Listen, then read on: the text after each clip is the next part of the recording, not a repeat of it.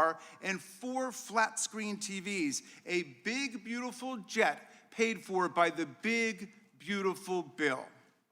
Yesterday, under questioning the Senate, you said you plan to refurbish this jet to make it into this kind of airplane, which is what's actually being used for deportation. And then I heard about an airborne episode of entitlement, arrogance, and contempt that I could hardly believe. Apparently, when your special blanket, your blankie, was left on one of the government jets and not transported over to the new one, your special government employee, Corey Lewandowski, chivalrously stepped forward to fire the pilot midair, a 2003 Coast Guard Academy graduate and distinguished U.S. Coast Guard commander in Air Station, Washington, D.C. But then he had to be rehired immediately because there was no one else who could fly the two of you on the rest of the journey back home. Secretary Noem, you're flying high now, maybe even a little bit too close to the sun.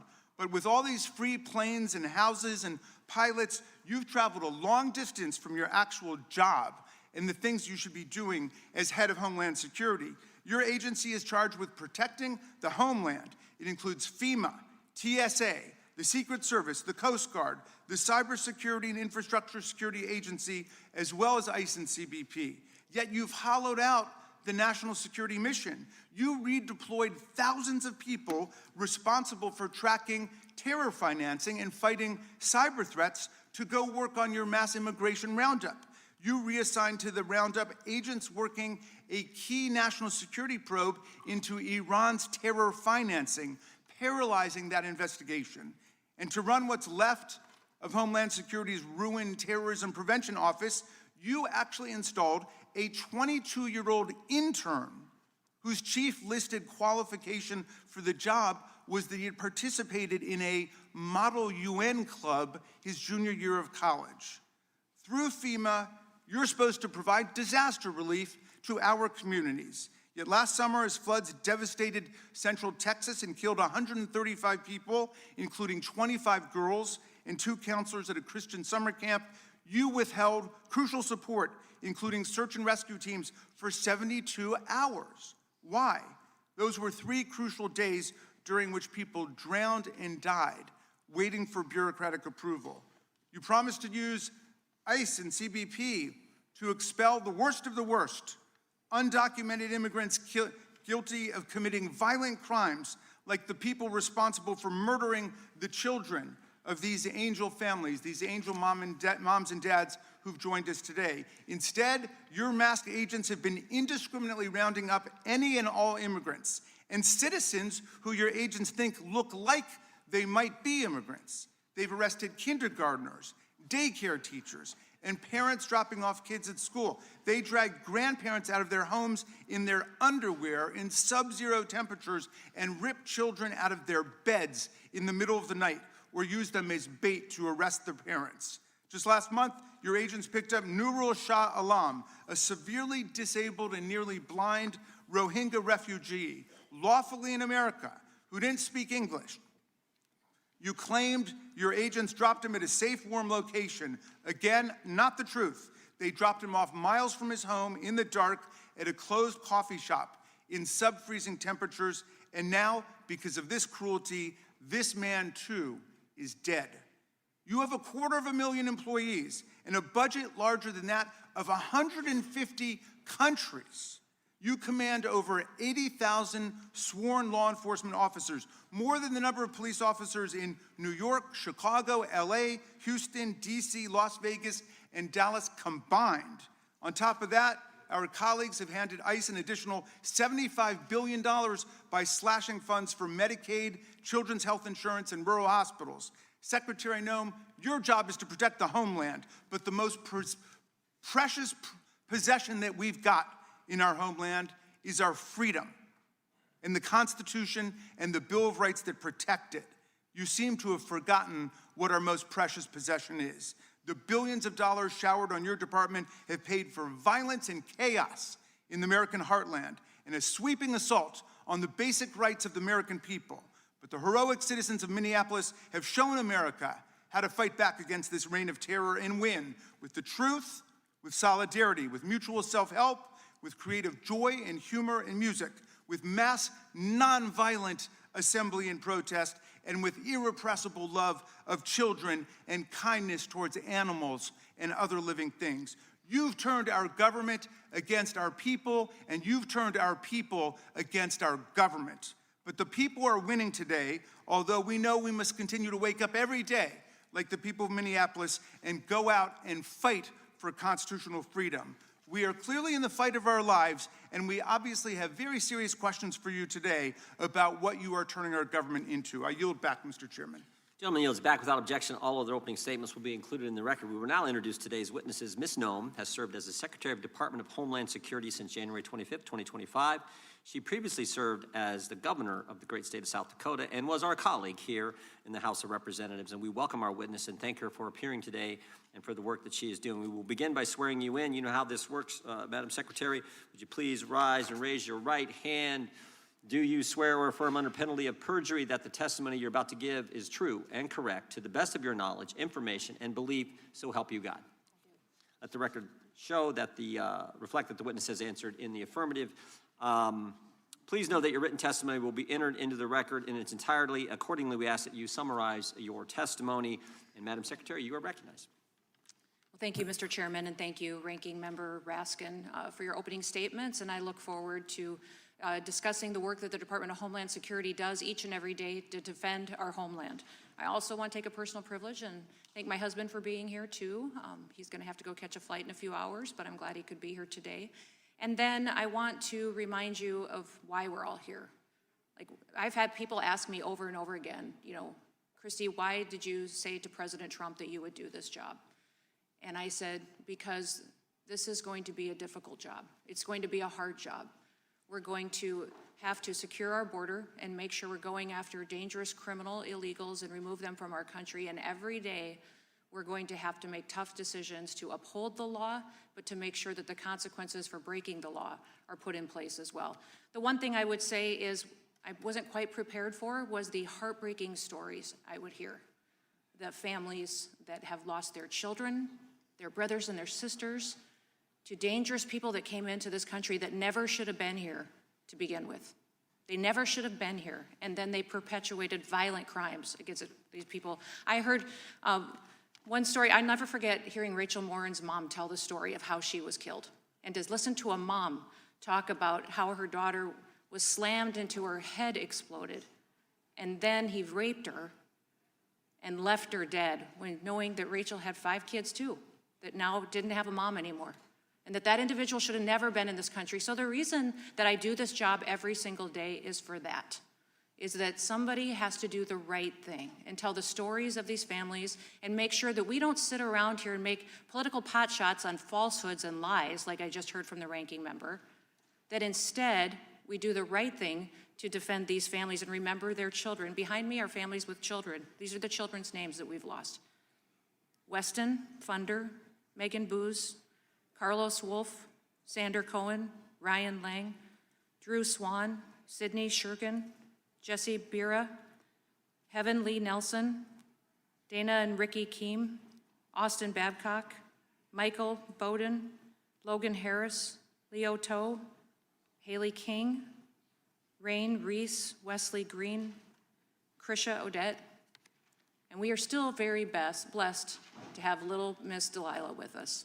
Delilah's right behind me, and she and I are good friends, and she was hit by a vehicle, by a truck that was driven by someone who's in this country illegally and had an illegal CDL.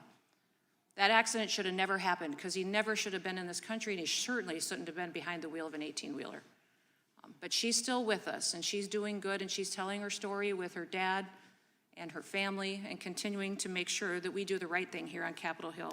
Listen, the Department of Homeland Security was established after the attacks on 9/11. It was established to defend our homeland and put all the agencies together that have that mission, and that's what we do each and every day. We make sure that we enforce the law and that we protect our homeland, and that the families that live here, the American citizens, are our #1 priority. For 10 straight months, Border Patrol has released 0 illegal aliens into this country. In President Trump's first historic year back in office, over 3 million illegal aliens have left our country. We've arrested 700,000 of them and detained them and removed them from the country, but over 2.2 million of them left voluntarily. You know why? because we told them to. We marketed to them. We ran a media campaign. It was the most effective media campaign in the history of this country. $39 billion of taxpayer savings because those people left and got off of our programs, and we didn't have to deport them at a cost of $18,000 apiece. They went on their own, and it saved the taxpayers $39 billion because we told this country and the 8 countries they were coming from that we were enforcing our laws and you couldn't stay here illegally anymore. ICE has arrested over 1,500 known or suspected terrorists. 1,500 that Joe Biden let in over that open border during that invasion that we found and we've removed. And we're going to continue to do that work because we don't know how many more there are still here. Over 7,700 gang members. And Mr. Chairman, Joe Biden lost 450,000 children that they allowed the cartels to traffic over the border. They used them, they abused them, they put them with government sponsors and paid government sponsors to abuse them and traffic them. We have found 145,000 of them, but I'm not going to stop until we find them all, and we'll continue to do that. Fentanyl trafficking over the southern border is down 56% because of President Trump. We continue to stop drugs. 1.7 lethal doses of drugs have been stopped from coming into our country in the last year. Phenomenal. Phenomenal. It's amazing to me how once President Trump came into office, they quit talking about the drug epidemic. The media doesn't cover it anymore, do they? That's because there's 1.7 billion people that are still alive today in this world because we've stopped them. And that invasion over the southern border made those cartels rich. You want to know why they're so sophisticated now? Why they have high-tech weapons? Why they have drones? Why they're able to be so successful? Is because they were allowed to do whatever they wanted to for 4 years. And Biden enriched them, and the Democrat Party enriched them so that they could perpetuate violence against the United States. Mr. Chairman, I could go on, but I will look forward to the conversation today, and I look forward to continuing to fight for America. Thank you. I yield back. Thank you. Thank you for that opening statement. We will now go to gentleman from California, Mr. Issa, for a 5-minute question. Thank you, Mr. Chairman. Madam Secretary, I couldn't be happier that you're exactly where you are. Many of us had the honor of serving with you when you were in the House, and candidly, when I hear the jealousy of the ranking member for the job you're doing and his inaccurate statements, that's all I hear is, you know, you were better than this body, and you're proving it every day, you and President Trump. You know, the ranking member is entitled to his opinion and to that dialogue berating you and everything the administration's doing. He's just not entitled to his facts. And I'd like to spend my time concentrating on a few of those. Madam Secretary, were any laws changed significantly between the time of, let's say, President Obama or President Clinton and their enforcement of the border and Joe Biden's 4 years? No, there wasn't, sir. And were any laws changed between the time that Joe Biden let 10 million plus people into the country, including the worst of the worst from around the world, and the time that you and President Trump began working? No, there wasn't. So it's not about laws. It's not about the calls of things being constitutional or unconstitutional. Isn't it true that every president except President Biden spent a lot of time, energy, and public relations letting people know that the border was a place to be respected and that we would deport particularly criminals coming to our country? That is correct. So regardless of what the ranking member says, all you've really done with gusto, with tenacity, and with all the funds you've been able to have is you've done exactly what President Clinton did or President Obama or any other president who respected the Constitution and the laws we've already passed. That is correct. So I want to touch on a personal note, though. You've been to the White House. You've been to the Vice President's residencies. Both of those exist as working places, but they exist as places to protect people who, in fact, would be attacked. Is it fair to say that you and your family are at greater risk because of the job you're doing than anyone who's had your job perhaps since 9/11? Yes, sir, I can't speak specific to the threats, but they And are so real. when the ranking member spends so much time talking about your being in a protective housing, by the way, one that is under your authority and one that the head of the Coast Guard normally would be in, I'm just going to make a statement, a view, an opinion, and hopefully the ranking member will agree with this opinion. The chances that the commandant of the Coast Guard is going to be attacked for the job he's doing, and the chance that you will be attacked causes both of you to be in protective housing. You're simply in the housing that he historically had, and I want to thank the administration for recognizing the threat on you and your family for the work you do. Yes. Let me clarify a couple of things. I'm not in the Commandant's house. I'm in a Coast Guard house, but not the Commandant's house. The Commandant is in his house. And I will also tell you that I rent that facility. I rent where I stay and pay personal dollars to do that. So I'm hearing the ranking member making statements that aren't true, but they're his opinions. I want to thank you for correcting that. I apologize for not knowing as the Commandant's residence. I have been in that in the past. And he does use it for both official and unofficial. It's the reason he has it. And the CNO is also housed in an alternative. And by the way, that alternative, just for history, we moved the vice president under Gerald Ford to that residency, and Congress did it and has made the decision that protecting key people and their families so they can do their job is important. And I want to make that point clear today. Now, the ranking member will doubtlessly be the next person, and you will have to put up with 5 minutes and 1 second of berating again. So I want to give you this last 50 seconds to talk just once more about the families behind you, because he implied that he was compassionate for those families, that he understood it. I'm looking at them, and Madam Secretary, I don't see them as being here in support of those 4 years of Joe Biden and the ranking member's administration. No, and it's interesting because when President Trump was here in his last term, he opened up an office at ICE to help these families, to give them information on support, mental health account that they might need, or also knowledge on court cases of the individuals who had killed their children. And when Joe Biden came into office, he closed down that Voices office, completely shuttered it, because that office also tracked how many victims there really were in the country that had been affected by illegal alien crime. So when I came in, I didn't have any data set to use because Joe Biden and his administration had completely quit keeping track of the amount of victims here.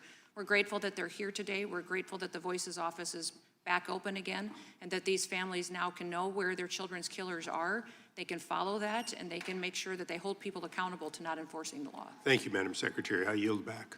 Gentleman yields back. The chair now recognizes the gentleman from New York. Thank you, Mr. Chairman. Secretary Noem, we have seen a consistent pattern of lies and deceit from the Department of Homeland Security under your leadership. I'm not just talking about the false claims that you and others at DHS have spread in attempting to smear Alex Preddy, Renee Good, and other victims of ICE's deadly tactics, all of which are well known. I'm talking about the dishonesty and deception that has become commonplace throughout your agency. One of the most brazen incidents occurred last week at Columbia University, where 5 DHS agents conned their way into a university-owned apartment building at 6 a.m. They were pretending to be police officers searching for a missing child. But this was nothing more than a ruse to gain access to the apartment of a student originally from Azerbaijan, Eli Agayeva, a senior studying neuroscience and politics. A public security officer on the scene asked for a warrant, but none was produced, and they proceeded to arrest Eli. It is black-letter law that a government agent cannot lie about searching for a missing child to gain entry to a residence. It's literally the example they give in the criminal procedure textbook. But your agents deliberately misrepresented themselves to gain access to Ellie's apartment. Fortunately, hours after Ellie was taken into custody, following a public outcry and a meeting with Mayor Mamdani, President Trump intervened and secured her release. If Ellie had been among the worst of the worst that you claim to target, surely the president would not have pushed for her release. But this is just one example of an out-of-control department under your leadership. My own office was the victim of your agents' deceptive tactics last year, when DHS agents entered my office under false pretenses, claiming that my staff was, quote, harboring rioters, when video clearly showed this was not the case. A statement issued by DHS claimed the agents were doing a, quote, security check, and yet the video that has been released shows them handcuffing a staffer, demanding access to non-public areas of my office without a warrant, denying that they even needed a warrant when challenged by a member of my staff, and never once asking about the safety and security of my staff. More lies. Although both of these incidents were traumatic for those involved, at least everyone is alive and well. Unfortunately, the same cannot be said for Nurul Amin Shah Alam, an elderly, nearly blind refugee from Burma living in Buffalo. 2 weeks ago, he was left abandoned by U.S. Customs and Border Patrol agents outside a Tim Hortons coffee shop an hour after they closed, in the cold and in the dark, with no shoes on, miles away from his home. 5 days later, he was found dead. Mr. Shah Alam escaped a genocide in his home country just to die here because Border Patrol could not be bothered to take him home or to tell his family where they had released him. When the story came out in the press, DHS claimed that they had dropped Mr. Shah Alam at a, quote, warm, safe location near his last known address. Your agents also claimed Mr. Shah Alam showed, quote, no signs of distress, mobility issues, or disabilities requiring special assistance. These were obvious lies. The coffee shop was closed. It wasn't safe and warm. He was nearly blind. He required special assistance, but your agents callously left him to defend for himself with deadly consequences. This is a clear case of your officers failing to fulfill the basic duty of care, and as a result, this man is dead. So, Secretary Noem, I want to know if there will be any accountability for the incidents I have described today. Will the agents who lied at Columbia face discipline, or the officers who forced their way into my office? What about the officers in Buffalo who abandoned a barefoot blind refugee in the middle of a freezing night miles away from his home? Will any of them face accountability? Well, sir, you talk about several different specific cases. What I would say is some of your facts are wrong on some of those cases, but also that they are all being reviewed. We do have a review process in the ICE agency within that department like that goes through and does an OPR, which is the Office of Professional Responsibility, makes sure that all protocols were followed in every single case. In the case of the Columbia student, reclaiming my time, we know that in the cases of Renee Good and Alex Preddy, proper protocols were not followed. Now, Erie County is currently mounting an investigation. Will you at the very least commit today that DHS will cooperate with the investigation by local authorities in New York of Mr. Shah Alam's death? Yes or no? which case are you talking about, sir? Shah Alam, the one who was We will released. certainly look at that, but I want you to know that the investigations... Will you cooperate with the local authorities, yes or no? I don't conduct the investigations that are outside or within the umbrella of ICE and CBC. I'll take that as a no. The FBI leads these I'll take that as a no. investigations. Unfortunately, that has become a pattern we've come to expect in this administration. Secretary Noem, your agents are running amok, and you're doing nothing to hold them accountable. Everything that we are seeing, the lies, Chairman, regular order. yes, the cruelty, that is all happening on your watch and in your name. You should be ashamed. I yield back. Gentleman yields back.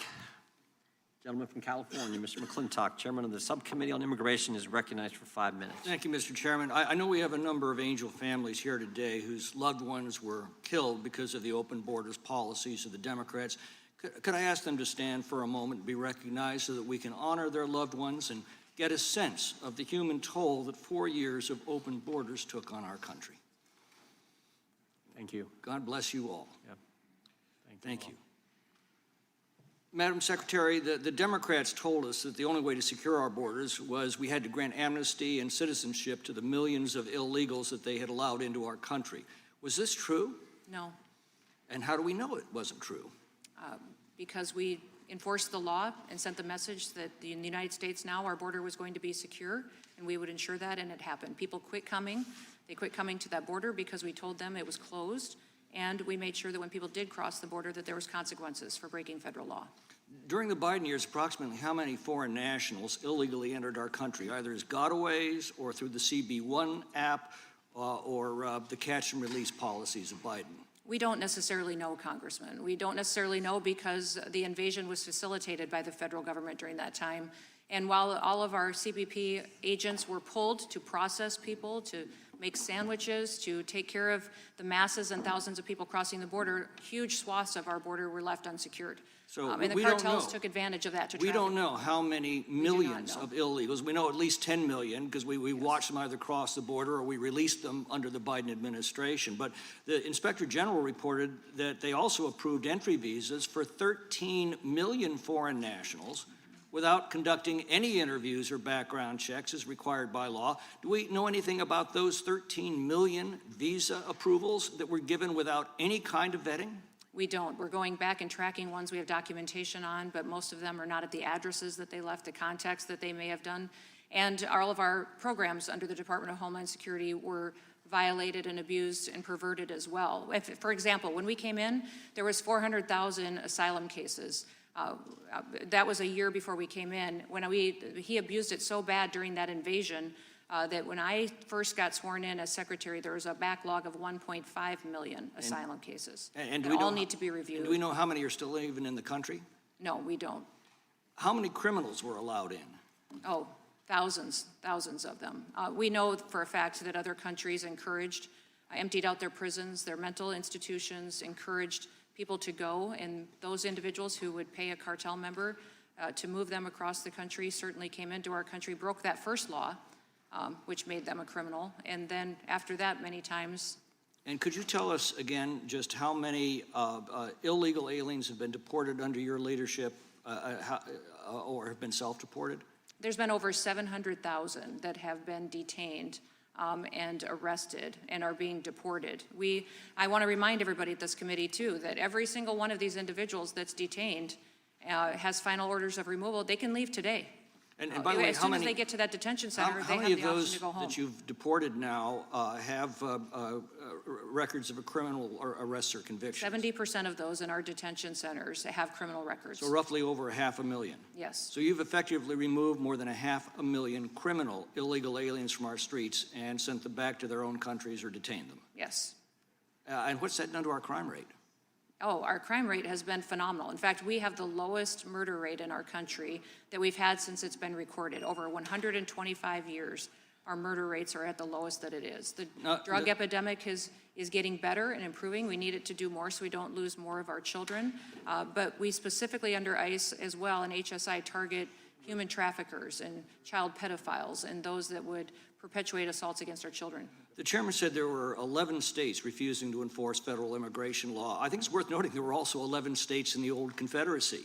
And they too asserted the doctrine of nullification, that states could ignore or nullify federal laws that they didn't like. That's fatal to a federal republic like ours. Abraham Lincoln understood that. Andrew Jackson understood that. Donald Trump understands that. It's what lit the fuse for the Civil War. How do these sanctuary states thwart enforcement of our federal immigration laws? They don't cooperate with us. They don't share background information or arrest information or when they're releasing someone from their prisons or jails. They turn them on the streets, and then when we are out doing enforcement actions, they don't help us with security.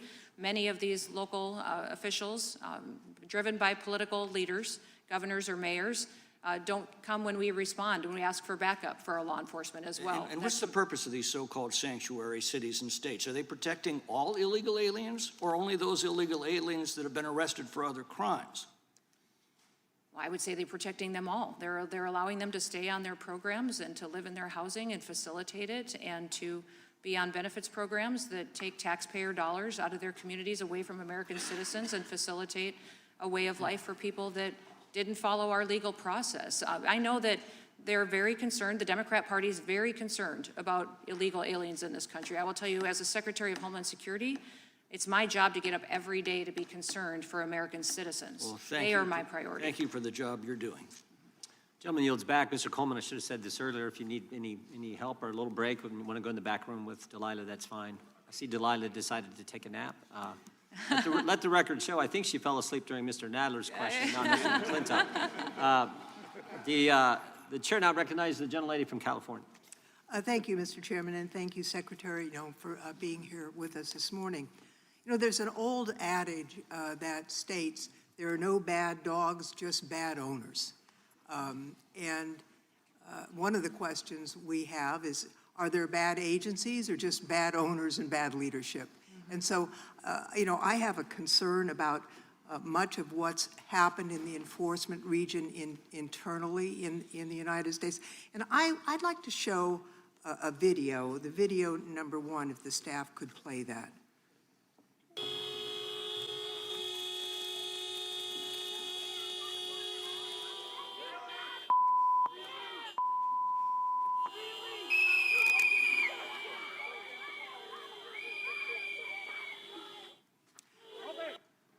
Now, this was in January.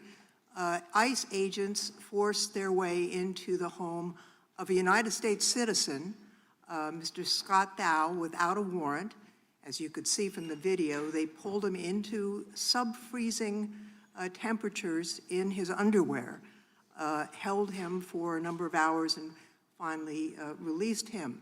You know, the Fourth Amendment says the right of the people to be secure in their persons, houses, papers, and effects against unreasonable searches and seizures shall not be violated. It provides for a warrant requirement to enter a person's home.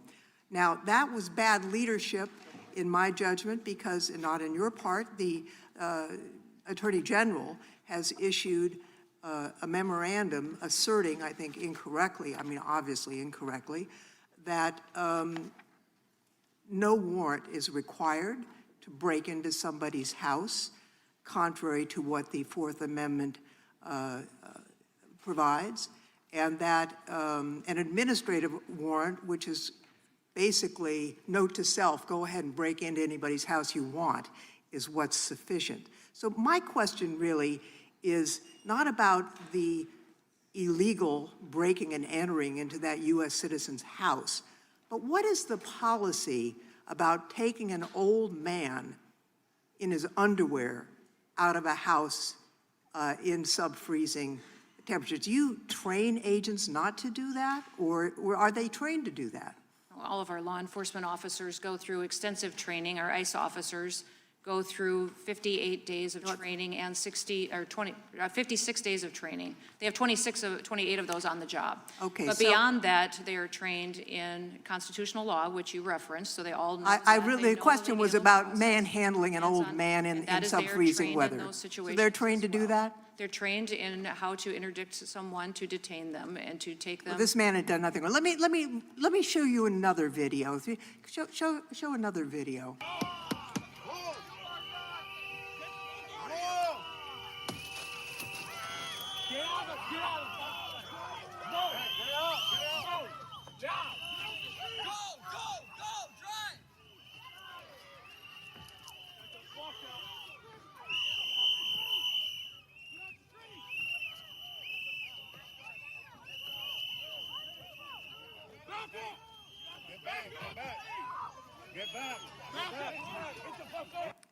So this disabled woman, she's a U.S. citizen, Miss Raymond, she wasn't protesting anything. She was on her way to a doctor's appointment.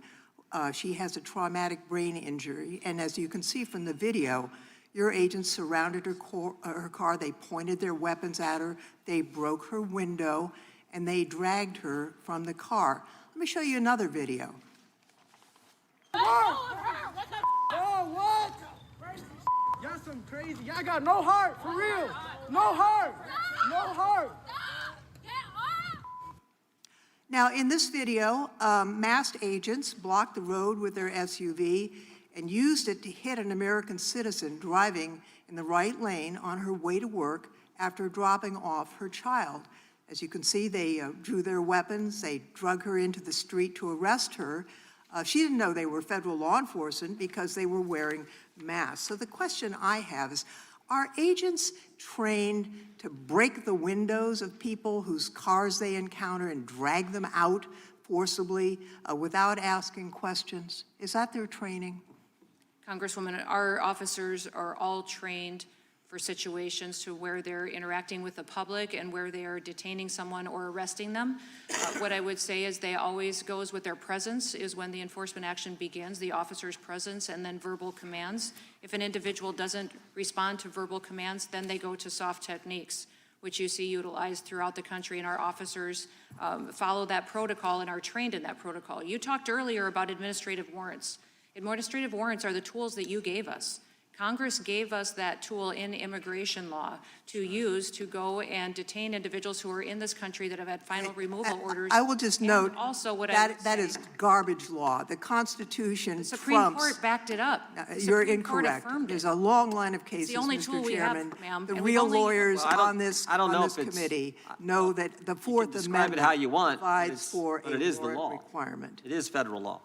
The gentlelady's time has expired. The chair is now recognized. Mr. Chairman, could I just do a UC request? Gentleman is recognized for unanimous consent. This comes from The Guardian. Worst of the worst, most U.S. immigrants targeted for deportation in 2025, 73% had no criminal charges, documents reveal. Without objection, the chair is now recognized. Madam Secretary, how many detainers in 2025 did ICE issue to local law enforcement? It was 201,340.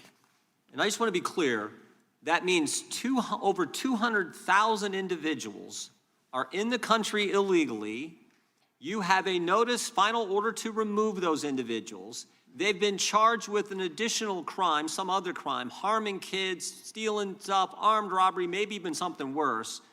They're in a jail or detention center, and you send a notice, a detainer notice to that jail or detention center saying, if you're going to release this individual, give us a heads up so we can come apprehend him at the jail. Is that all accurate? That is accurate, yes. Okay. Now, and in 68.5% of the country will work with you on that. Most of the country, 2/3 of the country. But 1/3 of the country won't because they're run by left-wing crazy elected officials. And they say, no, we're not gonna work with ICE. So how many times in the same time period, how many times last year, 2025, were your detainers not honored? 17,864 detainers were declined. Declined. And now some of them, they may have declined early, but many of those people are out on the street. Right. Is that fair to say? That's correct. So in these jurisdictions, they say, we don't care that federal law says there's a final order of removal for this individual, and we don't care that this person's been charged with an additional crime. We're going to turn them out on the street, release this individual out on the street, and make you send 6 agents, 12 agents, whatever, to get the bad guy on the street when you could have sent one to the jail and just made it easy.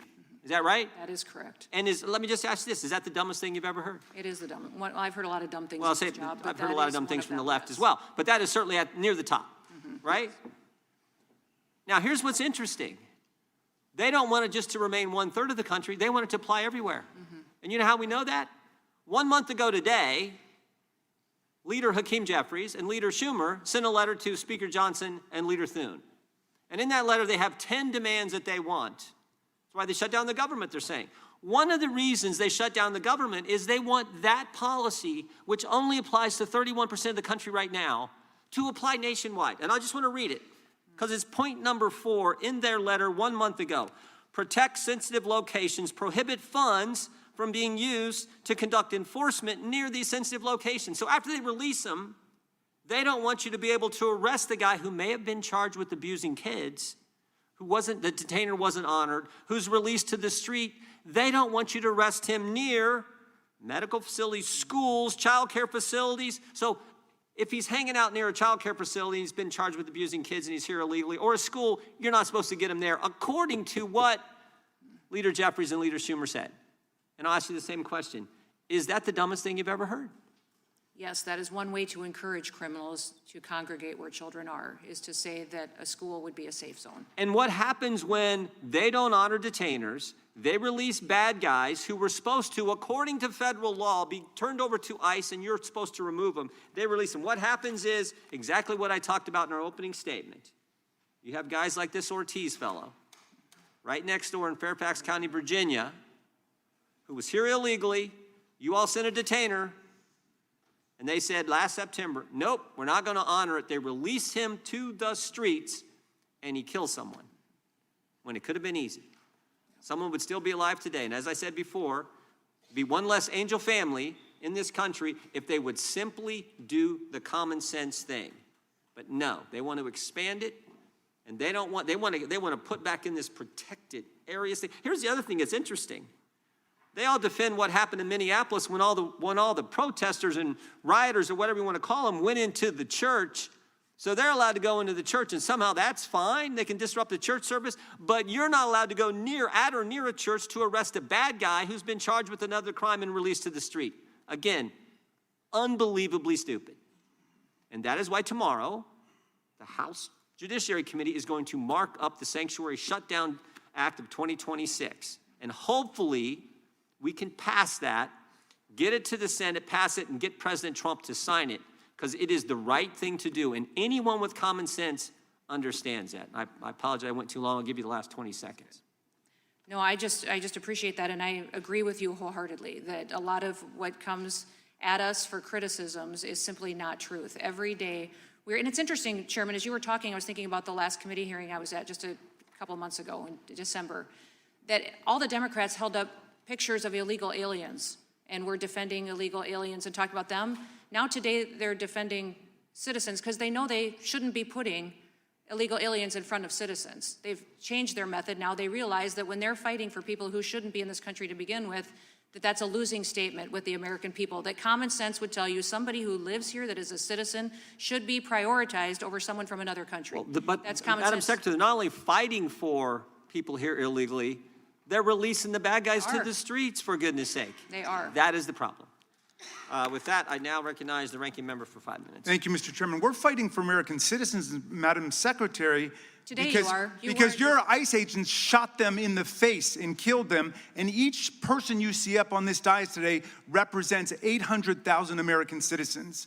And you should know that as a former member of Congress. Now, her brother said that Renee Good was someone who could make you believe things were going to be okay despite all the hardship because she chose optimism.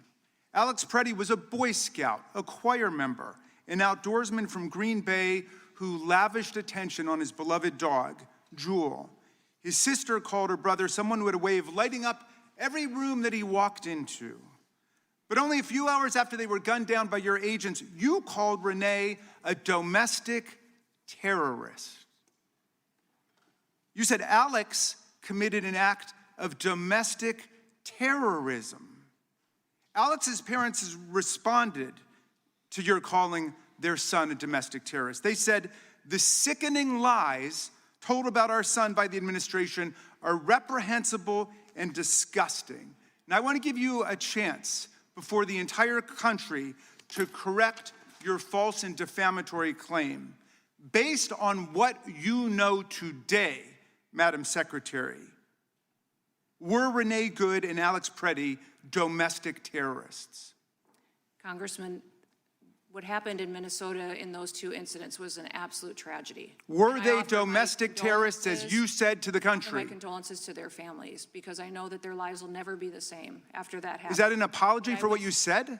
We, in those incidents, offer as much information as we can from officers and agents on the ground in a chaotic scene that gets I'll repeat relayed my question, to reclaiming us my so that time. we can Based on communicate what with the you American know people. today, Madam Secretary, based on what you know today, were Renee Good and Alex Preddy domestic terrorists? As you know, there's ongoing investigations that are being led by the FBI. Oh, but you didn't wait for the investigation, did you? You didn't wait for the evidence. You proclaimed that they were domestic terrorists at the time. Why did you do that? And you didn't wait to attack our law enforcement. Why did you do officers that? are going into a dangerous situation. Why did you call them One thing I domestic would say terrorists? Is our ICE officers and our HSI officers that day risked their lives to protect that scene, so evidence could be reclaimed, so it could be used in the investigation.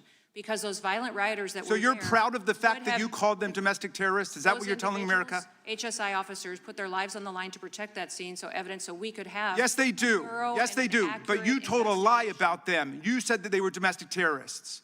Do you regret that? I offer my condolences to those family, and again. Based on what we'll you tell know them that today, when were the Renee chaotic scene Good on and the Alex ground, Preddy domestic terrorists? There's ongoing investigations, and so I So cannot. you still don't know. You think that's an open question? I would think you would want there to still be investigations going into these situations. Well, you So we'll stated the continue to work conclusion that out. 2 hours after they were killed that they were domestic terrorists. I wanted to give you an opportunity to correct the record, not just for their family, but for everybody in America who believes in the truth and fairness and honesty. In every situation, as facts come out, we relay You them know, and your acting communicate ICE them to the director, families. Todd Lyons, came before Congress. He said he had no knowledge whatsoever that Alex Preddy and Renee Good were domestic terrorists. None. This is your guy. He said that. He admitted that that was wrong. Why won't you admit it? I will tell you the investigation's still ongoing, and we'll. So do you regret speaking before the investigation? I would say that in those situations. You regret with the that? chaotic scene on the ground, we relay information to the American people that they're asking for. And as the things change, situations change. People we were continue asking to you whether they were communicate that domestic as well. terrorists? We And you continue to decided that they communicate were to- before the investigation? As we learn more, we You don't want to say anything to their families? I did. I said condolences. For what? And How about an apology for what you said about their loved My ones? heart is with them, and we will continue to stand with them as they get a complete investigation into these situations. All right. Well, let me ask you some questions of law if you can't handle the facts. Very simple questions of law, not trick questions. Is it lawful for federal agents to shoot and kill a person for engaging in peaceful protest and nothing else? That's a yes or no Say question. Each instances in peaceful protest, no, it's not. Okay, But I would good. say Is it lawful for federal agents to shoot and kill a person for filming them on a public street? Yes or no? No. Okay. Is it lawful for federal agents to shoot and kill a person just because that person is lawfully carrying a holstered firearm under the Second Amendment in state law? No.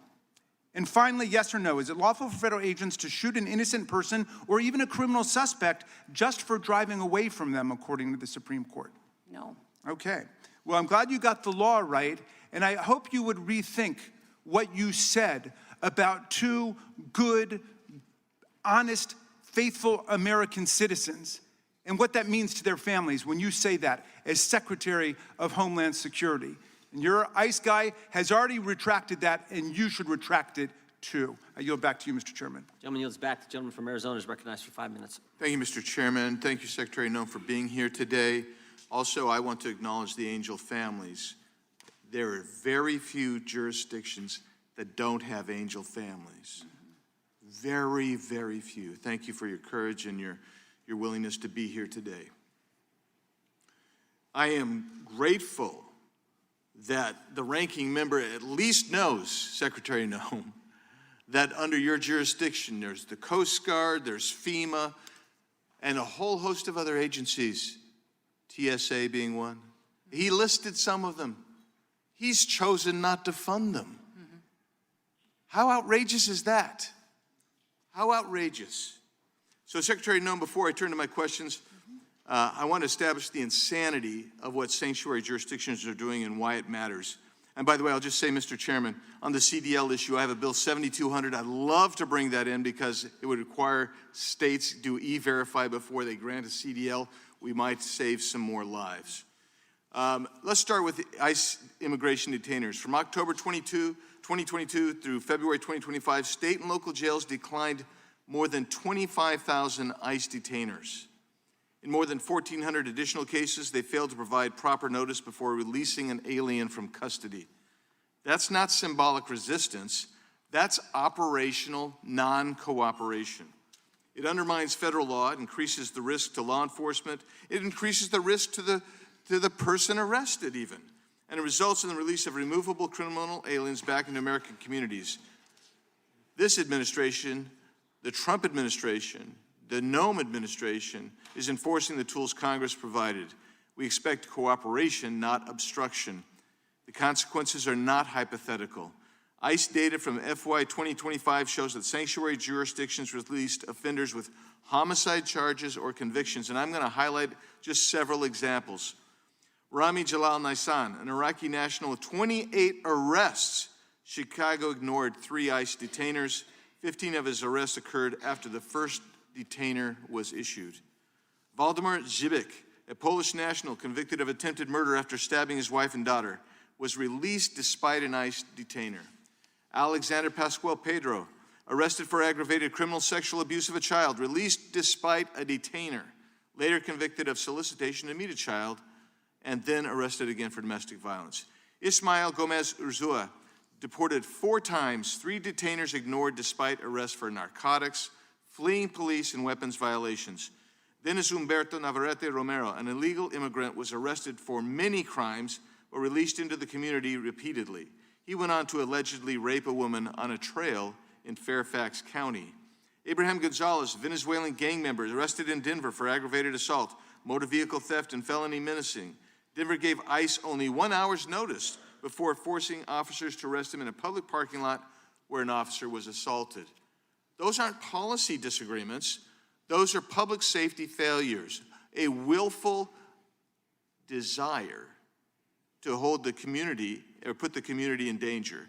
Beyond those individual cases, we've seen tragic losses around this country, not just of the Angel families here today, but Laken Riley, killed by a Venezuelan national unlawfully present in the U.S. Rachel Morin, a 37-year-old mother in Maryland, raped and killed by an illegal alien from El Salvador, later convicted of first-degree murder. Jocelyn Nungary, 12-year-old girl in Houston, sexually assaulted and murdered by 2 Venezuelan nationals unlawfully present in the U.S. They have been charged with capital murder. And we could go on and on. So, Madam Secretary, what is the value of an ICE detainer, and why is it such an important public safety tool?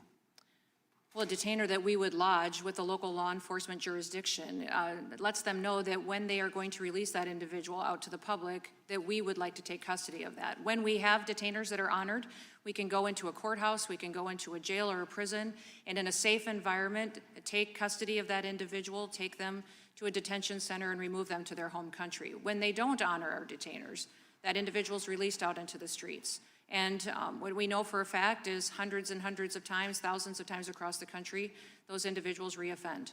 And what they're doing by not honoring detainers is creating more victims. When ICE issues a detainer, you're not asking local officers to conduct immigration sweeps in neighborhoods. You're requesting simply notice before release or brief lawful hold so you can assume custody, right? That is correct. If ICE is requesting a short hold, that means that the individual's already in state or local custody. Correct. And individuals in jail are there because there was probable cause for arrest, and in many cases because they've been convicted of crimes, right? Correct. And so when these sanctuaries policies are enacted, they put the community at harm, they put your agents at risk, and even the perpetrator at risk. And Mr. Chairman, I'll yield back, but I have some UC requests. Gentleman's recognized for UC. Thank you.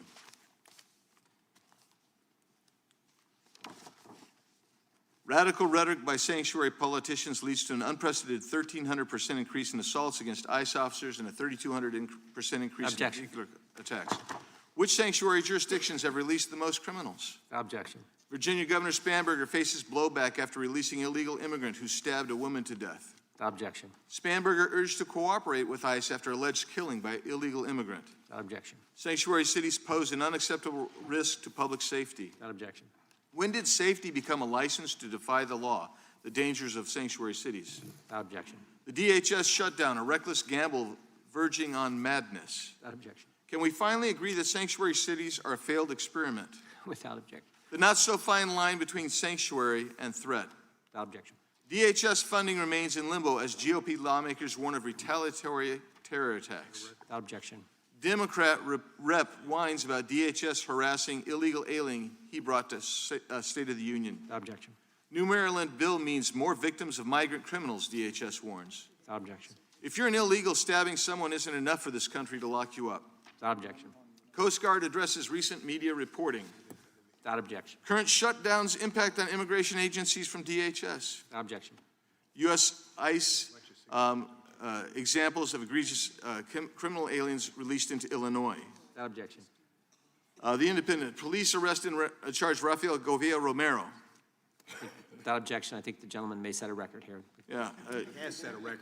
February 18th, 2026, response to Representative Gosar's letter from Secretary Noem. Without objection. Another response from Secretary Noem dated February 4th, 2026 to Gosar.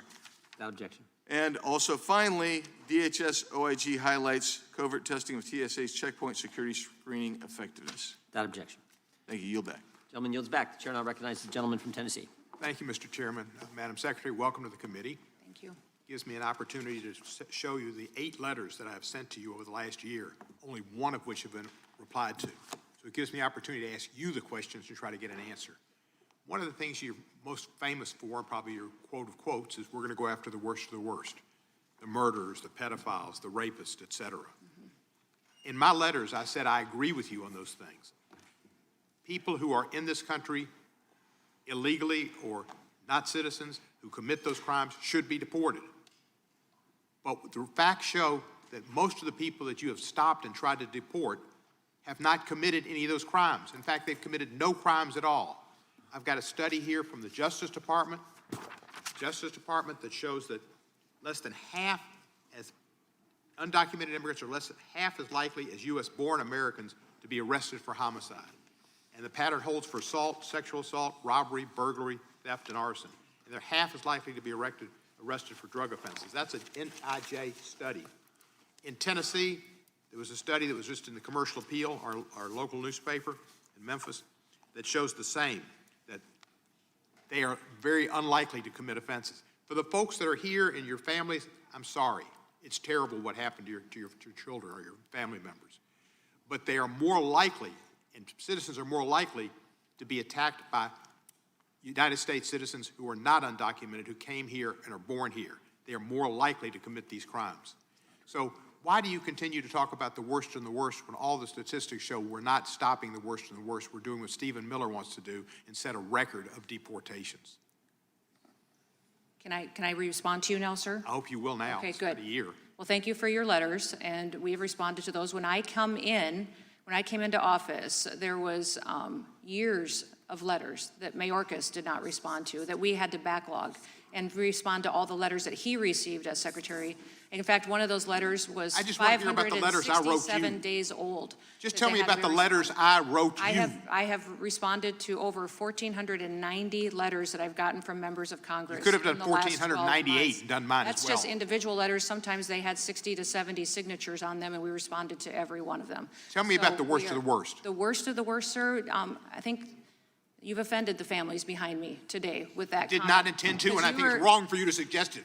You're commenting on the fact that the individuals aren't violent reoffenders, and you keep talking about the fact that these individuals that are in this country illegally don't harm families. These No, I didn't families say that. I behind said me- they're less likely than people born here. I Well, didn't the say vast that they don't do majority, it. vast majority of these people behind me lost their children due to drugs, overdoses from drugs that came over the southern border. They died from their kids being hit on accidents on the roads that illegal drivers were driving. Truck drivers, Marcus Coleman and Delilah's father has told the story over and over again. All that's true and a about how that given. That's individual- true and a given, Ms. Noem, but you say you're only going after the worst of the worst, and you're not. are. Go We are after the worst targeting- of the worst. And if you did, people wouldn't find your We are department to be the targeting- worst department in the United States of America. We do targeted enforcement based on intelligence and go after the worst of the worst.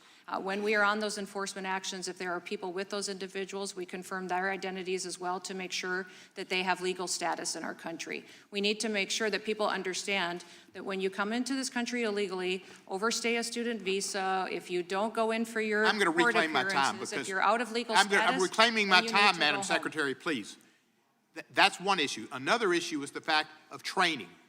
And an ICE Academy has Ryan Schwank, a former instructor and immigration and customs enforcement attorney, joined ICE in 2021 and resigned February 13 because he wanted people to know that he received secretive orders to teach new cadets to violate the Constitution by entering homes without a judicial warrant. He says the time, the studies, the constitutional law and deadly force have all been cut down. Instead of doing 8 hours a day, they do 12 hours a day. You've increased. Sir, the gentleman you're referencing was detailed to FLETC for training for a couple of months. He's a trial attorney. He was never there before we changed the curriculum. He was only there for a couple of months after we had changed it and made sure that it was 6 days a week, 12 hours a day. All of the individuals received all the training they did before. I've got and 27 more. seconds left. They also Let me- received 27 training. seconds left. I'll reclaim my time. I taught police law. You get more learning in the less time you give them. If you more time, they learn less because their brains start to go other places. Do you have any people that you've hired who were January 6 offenders? Not that I know of. Can you go in your records and tell me if anybody who you hired was a January 6 offender? I'll get back to you on that. Thank you. Yeah. Gentleman's Yield back time has the balance. expired. Mr. Massey. Thank you, Mr. Chairman. Secretary Noem, I'd be remiss if I didn't take this opportunity to thank you for your service as governor during the COVID epidemic, when so many governors and mayors used their power to limit freedoms. I think you, along with Ron DeSantis, exercised great discretion by trusting the people that you worked for, basically your citizens, to make their own decisions about vaccines and mandates and lockdowns. So my hat's off to you for your service there. And I know the job you have now is extremely difficult. Today here on the dais, it's going to be partisan, I know that. But keep in mind that the majority of Americans support the work that you all are doing. And we want to make it easier. And we want to make it safer for the citizens and for your officers who are carrying out this difficult work. So one of my questions is deals with body cameras. I've talked to my local law enforcement, sheriffs and police departments in my district. Republicans and Democrats who hold those offices. And almost unanimously, they support body cameras, and so do the officers and deputies who work for them, because they believe it protects the officers as much as it protects the citizens who may be offending the law in some way and need to be arrested. So I want to ask you for an update on body cameras and your opinion on that. That's something that the Democrats have demanded, but it's something that I think might just be common sense. So what's your thought on body cameras? Yes, we certainly are working to get body cameras on all of our officers. CBP has had them on many of their agents that interact with people for the last several years, but they haven't been many times supported financially for running the systems that run the body cameras. Also, ICE has body cameras deployed, but we're not funded for body cameras right now. So that's one thing I'd like to ask you all to do. I have said that we will deploy every body camera that we have, and we are doing that. I think we now today maybe have 14,000 body cameras on agents that are out doing enforcement, but clearly we need tens of thousands more. And we need to be able to maintain them, have the analyzers that can go through the video to make sure that it is a situation that it's analyzed for these investigations. And I agree with you. Our officers overwhelmingly, we train 130 different federal agencies and law enforcement officers at FLETC under the Department of Homeland Security. Overwhelmingly, they support body cameras because they give you the full context of the interaction. It's just not a snippet of 10 seconds that gets posted on the internet that people are trying to make claims on what really happened there. It'll give you the full context of the interaction to know that these officers and prove out that they followed their training. So as a former member of Congress, I appreciate that you respect that we have the power of the purse.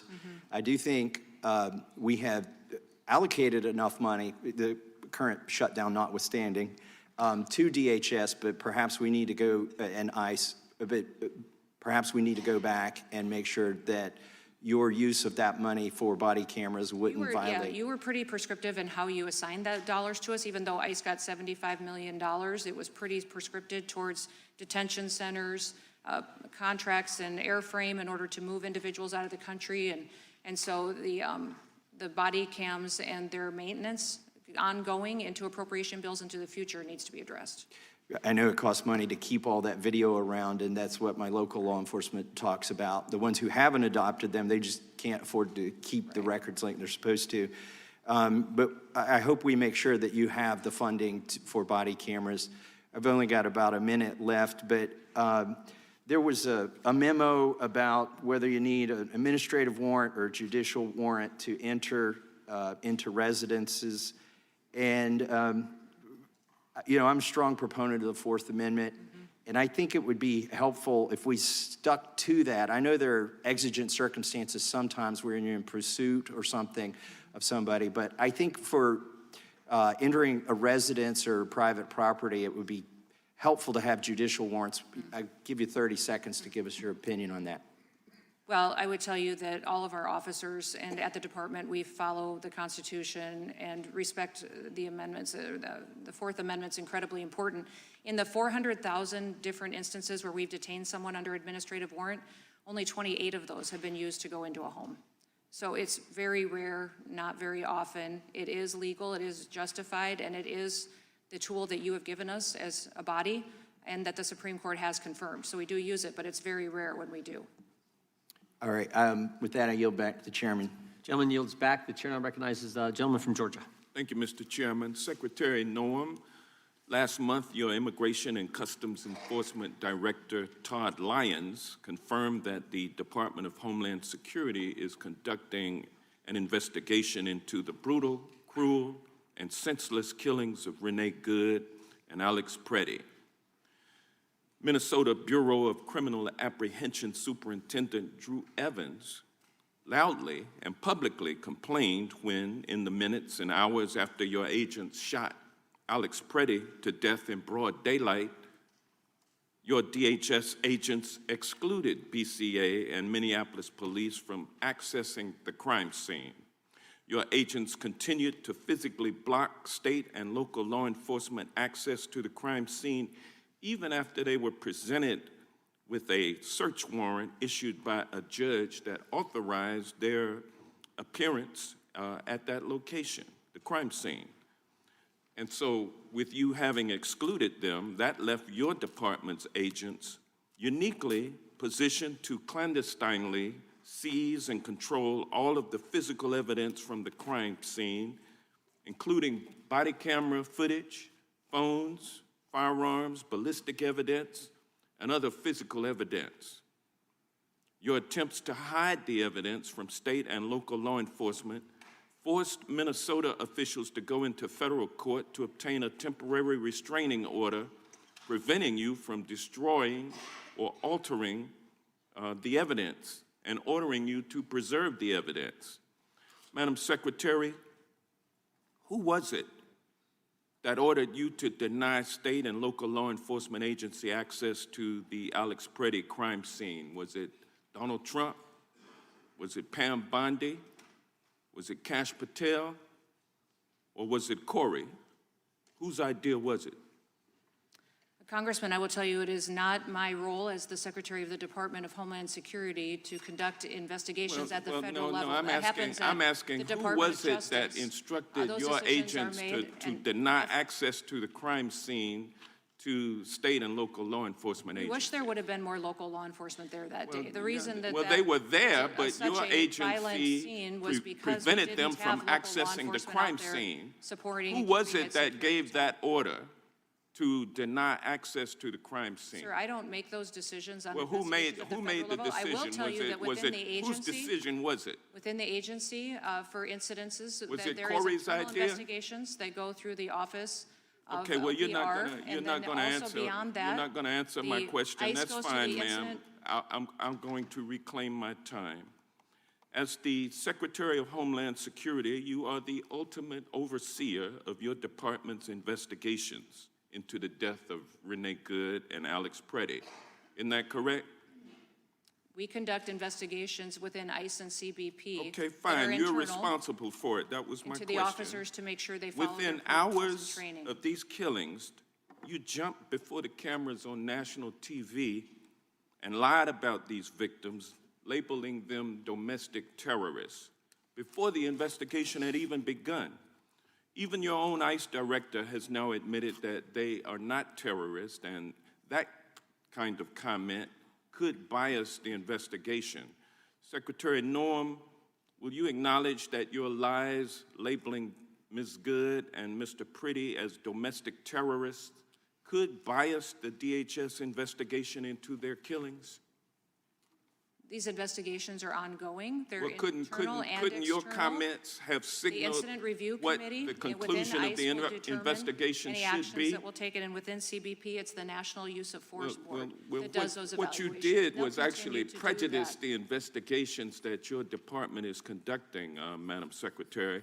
And, you know, it's no mistake. Your department has a pattern of obstructing investigations. A federal judge has lambasted your ICE director for lying in court, and you, the Inspector General, just yesterday revealed to the public, your own Inspector General, who was appointed by Trump, has revealed that your department has been obstructing his independent investigations into your department and into your department's ability to investigate others.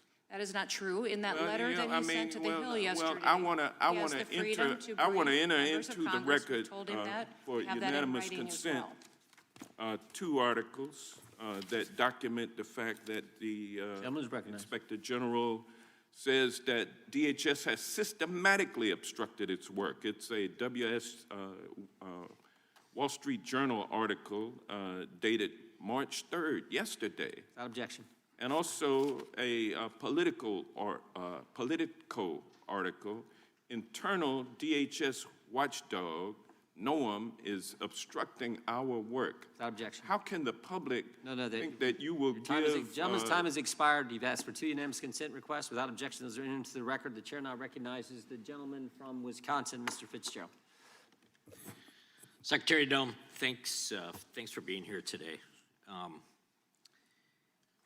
Despite the undeniable increase in terrorist threats at the border and in the interior of the United States, Alejandro Mayorkas repeatedly misled this committee and the American people by asserting that aliens entering our country were being properly vetted and screened. When I asked him many times about whether or not the border was secure, his response was, secure did not mean migration had stopped.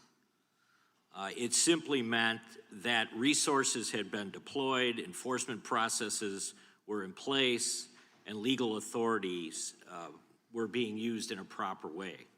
Completely ridiculous. My question is related to the vetting process, though.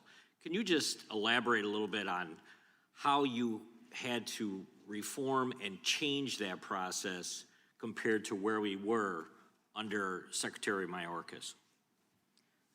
Well, if you're talking in specifics to programs under USCIS that were being utilized by the Biden administration to allow access into our country, we have put on pause a hold on green cards and naturalizations from 39 different countries of interest that the president had identified with the State Department. And Operation Allies Welcome has been a huge conversation as well. Those individuals are being re-vetted, and they're being re-vetted by going back and interviewing them. Under the refugee program, every year there's to be an in-person interview conducted in order to keep that status and to see if this individual is working to become a legal permanent resident or not. That was not happening at all. There was no interviews happening. There was no looking at social media and what they were out there putting on the internet as far as thoughts and opinions and how they were being successful assimilating into getting a job, or how their kids were doing in school, those things. All that vetting is being done and background information now to make new determinations on individuals, not just that were here under that program, but that came in under the Biden administration, that we know that due diligence on vetting wasn't done.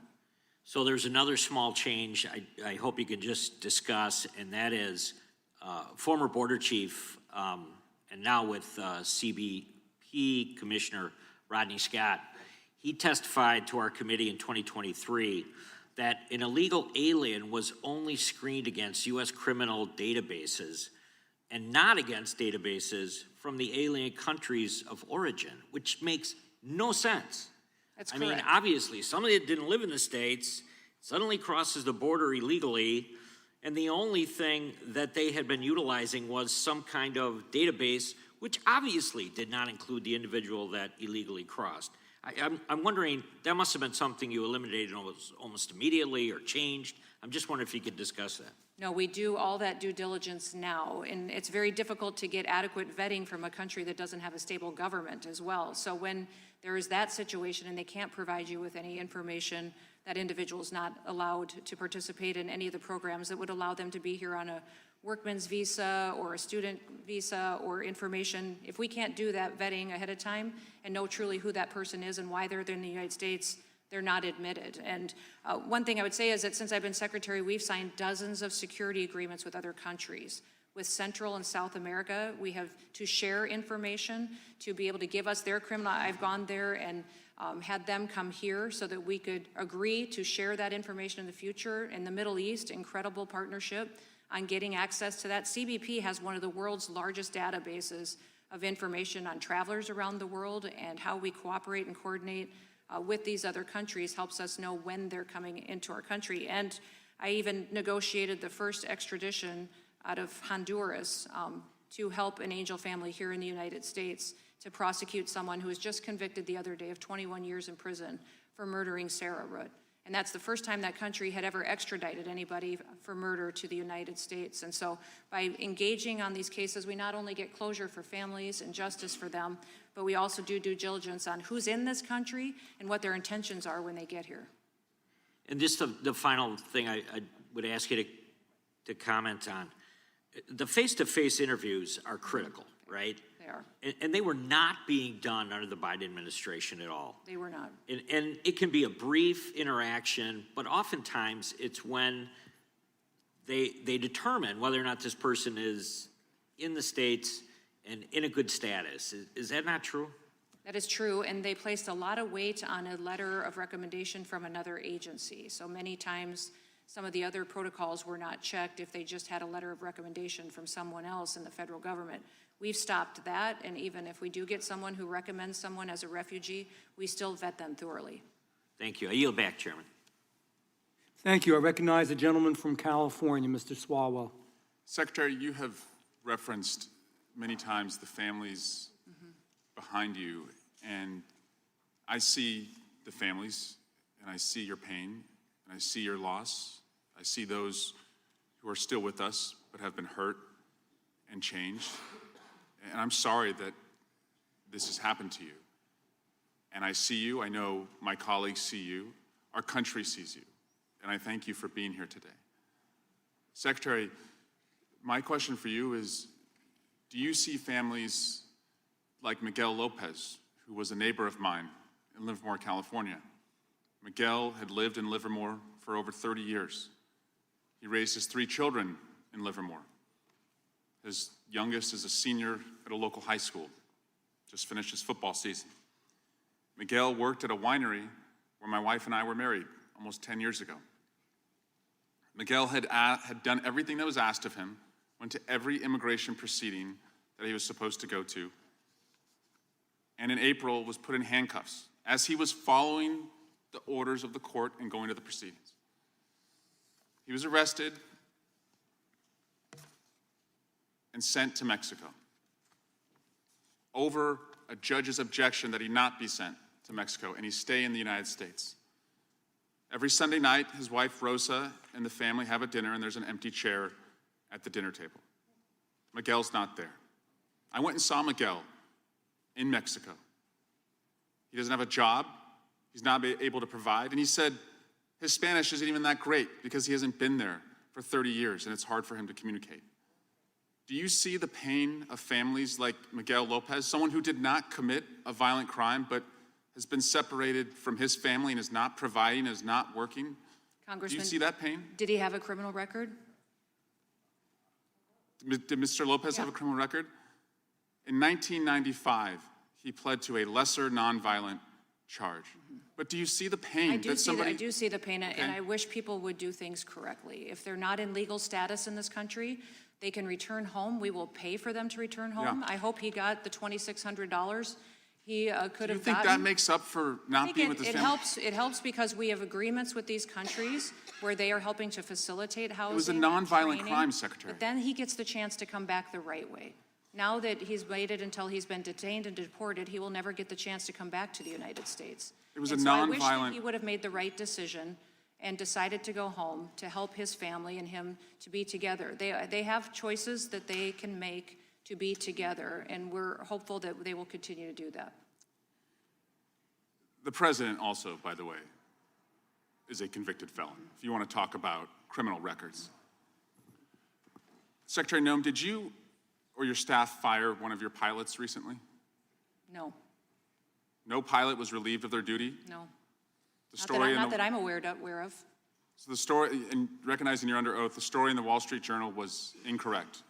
That individual was not fired. Do you know how many years it takes to get a military officer to be fired? That story was Was he asked to not completely fly the inaccurate. next day? It was not accurate, and I was surprised that the Wall Street Journal would print that many inaccuracies in one article. Well, the Wall Street Journal is not a liberal newspaper of record.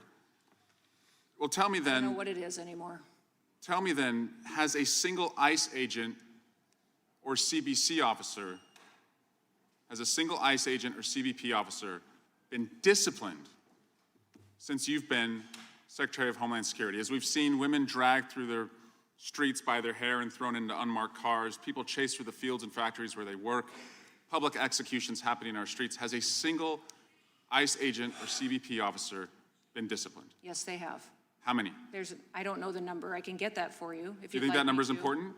I think that it's wise and smart, and what we're doing is accurate according to the law by doing those internal investigations through the process that's set up. There's an Office of Professional Responsibility that does the investigation, and decisions are brought before the National Use of Force Board, and they review each incident as objectively outside of that law enforcement encounter, and then give a decision for Has it. anyone been fired? Has anyone lost their job? There could be. Well, I'm not asking if it could be, I'm asking, has anyone been fired? I'm certain that they have. That happens once in a while when there is a need for someone to be For held conduct related accountable. to enforcement actions. We hold our law enforcement officers accountable and are grateful that they serve, that they put their lives on the line, and also recognize that when these situations that they follow their training and the legality of the course to how they interact with the public. Yield back. Gentleman yields. I recognize the gentleman from Wisconsin, Mr. Tiffany. Thank you, Mr. Chairman. Madam Secretary, how many countries does your department currently list as recalcitrant? That's question one. Question two, have you notified the State Department of those countries' status? And let me set the questions up a little bit before you answer them. So question one is, how many are listed as recalcitrant, and have you notified the State Department? So at the end of the Biden administration, they had listed 13 countries as being recalcitrant, which means they were delaying sending, delaying or completely refusing to accept return of their nationals when we attempt to deport them. You know, the list includes Communist China, Cuba, Russia, Pakistan, Somalia, and others. And under the Immigration and Nationality Act, DHS notifies the State Department that a country is non-compliant.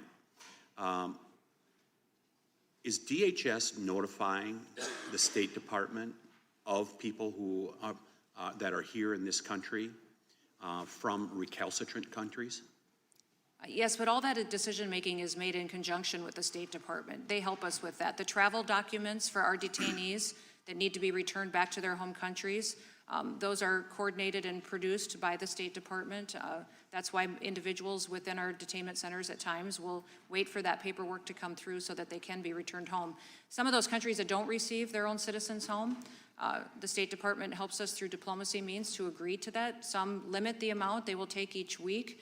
And then we have third country removals as well, where someone from their country, if they can't return there, we may place them in another agreeable country that will host them so that they're out of the United States. Yeah, one of my biggest concerns is that in 2023, a Chinese government official openly bragged about allowing, that they did not allow the United States to repatriate Chinese illegal aliens, and we know they are the greatest threat out there. Mr. Chairman, I ask unanimous consent to submit a news report on that matter from the Washington Times.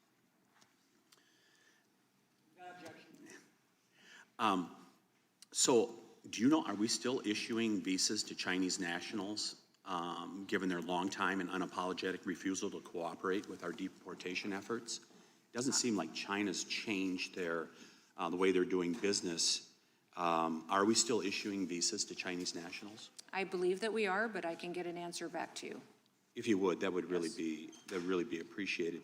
Before the Biden administration left office, they put out a rule that was built upon the Obama administration's Guam Commonwealth of Northern Mariana Islands visa waiver program, and essentially allowed Chinese nationals to be able to sidestep the visa process that we have and gain entry into the Mariana Islands with no visa. And myself and Senator Scott have introduced a bill in reference to this. And as a result, after the Obama years, or actually during and after the Obama years, you saw this explosion of birth tourism, where actually Chinese mothers were having more children on the CNMI Islands than United States residents. And I think that's really a big national security, public safety, and immigration fraud concern. And I sent a letter to your agency back in February, and we have not received an answer. Can we get an answer to that? Yes, absolutely. In fact, I just met with the governor there, and we talked about them wanting that back, and them, but me recognizing that they needed to come in compliance with some of those security concerns first. So yes. Do you know, are Chinese nationals still being admitted on the CNMI, sidestepping the normal visa process? I don't believe they're sidestepping the visa process. They do come as tourists, I believe, and that's one of the things that they would like to have is address some of their tourism industry and how it's been struggling because we've been so strict about what happens there in regards to Chinese nationalists. Do you believe that birth tourism, like I referenced earlier, that we saw this explosion during the Obama years, do you think that has been brought to heel under this administration? I do. Yeah, if you could provide some information in regards to that, that would really be appreciated. I would just ask one final question.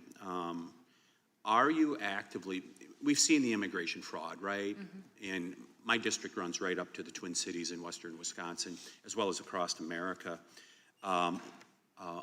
Are you actively rooting out the Department of Homeland Security, that immigration fraud that is going on? Because I can tell you, my constituents are very concerned, like when we see with the truckers. I mean, I-94, as you're well aware, 20 miles from Minneapolis leading into western Wisconsin. They're very concerned about this. Are you guys dealing with this immigration fraud? Yes, we are. We are, and we've already, revoked national naturalization and citizenship and legal permanent residencies from thousands of people because of immigration fraud. And now investigations are ongoing into prosecution. Thank you, Madam Secretary. I yield back. Gentleman yields back. I recognize the gentleman from California, Mr. Liu. Thank you, Mr. Chairman. Thank you, Secretary Noem, for being here today. I served on active duty in the United States Air Force. I agree with you that we must have strong borders and that undocumented immigrants with final removal orders or committed violent crimes should be deported. Now, the reason the overwhelming majority of Americans have turned against you is because you have engaged in corruption, strayed from your mission, and abused your power. Masked, anonymous federal agents have killed 3 Americans. Federal agents are illegally conducting surveillance of Americans exercising their First and Second Amendment rights, and your agents are arresting people who should not be arrested. I'm now going to show you a slide of Liam Ramos. This is a picture of your agents detaining Liam in Minnesota. He's wearing a blue bunny hat. Let me ask you, did Liam commit a crime? Liam was not detained. His father was, and his father abandoned him. And when they went to try to return Liam to his mother, she wouldn't come out of the house and get him either.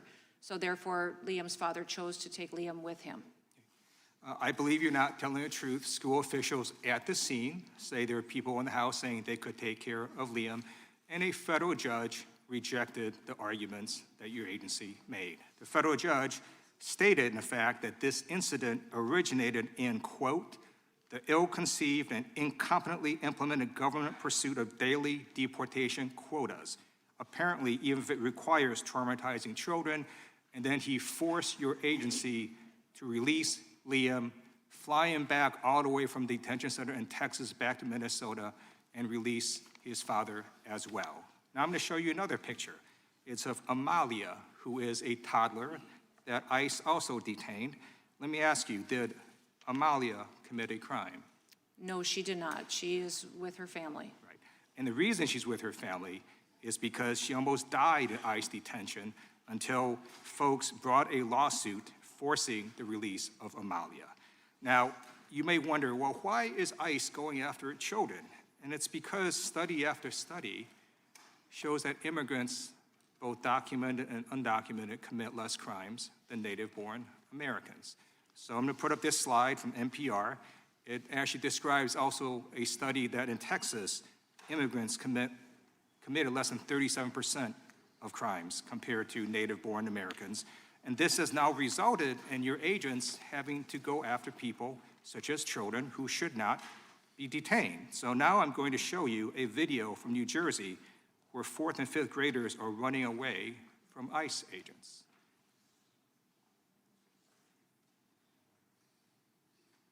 Students running from the presence of ICE agents. That's what the Lindenwold School District says happened this morning as children waited for their school bus. I'm going to show you a second video, this time from Minnesota, where your agents are terrorizing children being dropped off at school.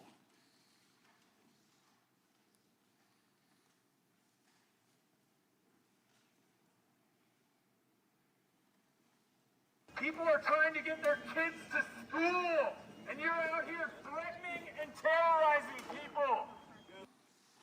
So, Secretary Noem, will you commit to stopping ICE from doing operations at or near school bus stops, school drop-off locations, and school campuses? Our ICE officers do targeted enforcement operations, and they follow the same protocols that other law enforcement do, and having those interdictions happen not in public places. That they do it to where a situation and someone is more isolated and alone so that it can protect any people that would be around at that point in time.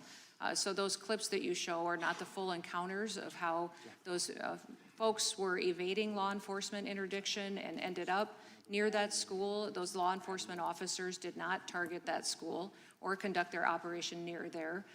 The evolving situation on the ground would have been helpful to have local law enforcement backup on the scene to help secure locations. And these individuals and law enforcement officers follow the same enforcement techniques, use of force So techniques, thank you. I'm going to and reclaim training my that time. others do. I just showed you a video with ICE officers at a school drop-off location. So your refusal to commit to stopping these operations at or near schools and drop-off locations is why you're failing. So I'm going to show you this video that encapsulates why you're failing. For my entire life, but sorry. It's all right. I watched 4th and 5th grade kids run away from our own government. I never want to see that again. And I'm not going to stand by and watch my neighbors run away scared. It's not Camden County, it's not New Jersey, it's not the United States. I love the United States, I love New Jersey, and I love Camden County, I love Lindenwold too. But that's not what, we are. It's not who we are. It is not who we are. I yield back. Gentleman yields back. Madam Secretary, if you need a break at any time, just have your team let us know, and we'll be happy to do that. We do have a couple who got to run, so we're going to try to get a few more in if that works. You bet, Okay. absolutely. Let's go with, we'll go with the gentleman from North Carolina. Mr. Nas, recognized for 5 minutes. Thank you, Mr. Chairman. Madam Secretary, thank you for being here. I'm pleased with the results we've discussed. To the Angel families, I'm going to apologize for my colleagues. They issue crocodile tears, they issue fake sympathy, and then they continue to defend the open border policies that enable preventable crimes that brought you here today. I'm ashamed. I'm ashamed that they are still continuing to defend illegal immigration and act like it is not a mortal wound to this country. Your country failed you, and I'm sorry. Madam Secretary, very quickly, does illegal immigration help or hurt the quality of health care for Americans? It hurts the quality of health care. Does it help or hurt the quality of public education? It hurts the quality of public education. Public safety? It hurts public safety. What about the quality of social safety nets? Yes, Does it help or hurt? it hurts. It diverts the resources away from American citizens who need the service of those programs. Does it help or hurt local law enforcement? It hurts them, stretches their resources too thin. What about the availability of housing? It's driven up housing costs. What about the cost of insurance? Insurance is higher. What about wages for American workers? They steal wages out of pockets. In fact, one of the most compelling stories, if he could ever get the chance to tell it, is Marcus's. He was a truck driver for years. When he worked for that company, he was paid 70 cents a mile. He said now they pay their drivers 40 to 45 cents a mile because they're all illegal aliens. Does it help or hurt American children? It hurts American children. What about low-income families? Does it help or hurt Americans who are on the lower spectrum of the income table? Yeah, it hurts them. And most of our public housing and assistance, many of them were filled with illegal immigrants instead of families who really needed the help. Yep. And the number that I find most staggering as a federal law enforcement officer that is neglected over and over and over again is since the year 2000, 1.3 million Americans have lost their lives because of drug overdoses. Nobody talks about that cost. Yes, Americans are involved, but that does not happen without open borders and illegal immigration. That's an incalculable cost. Lost families, lost creativity, lost culture. Talk about a blight on our country's future. Losing 1.3 million Americans in 26 years. And rather than condemn this blight, elected Democrats, activist judges, activist bureaucrats, rather than assisting you in getting illegal immigrants out of the country, rather than just simply saying, if you're here illegally, leave, they fight you at every turn. Can you please describe briefly the obstruction that you've had to endure in trying to remove people who are here illegally by my friends on the other side of the aisle?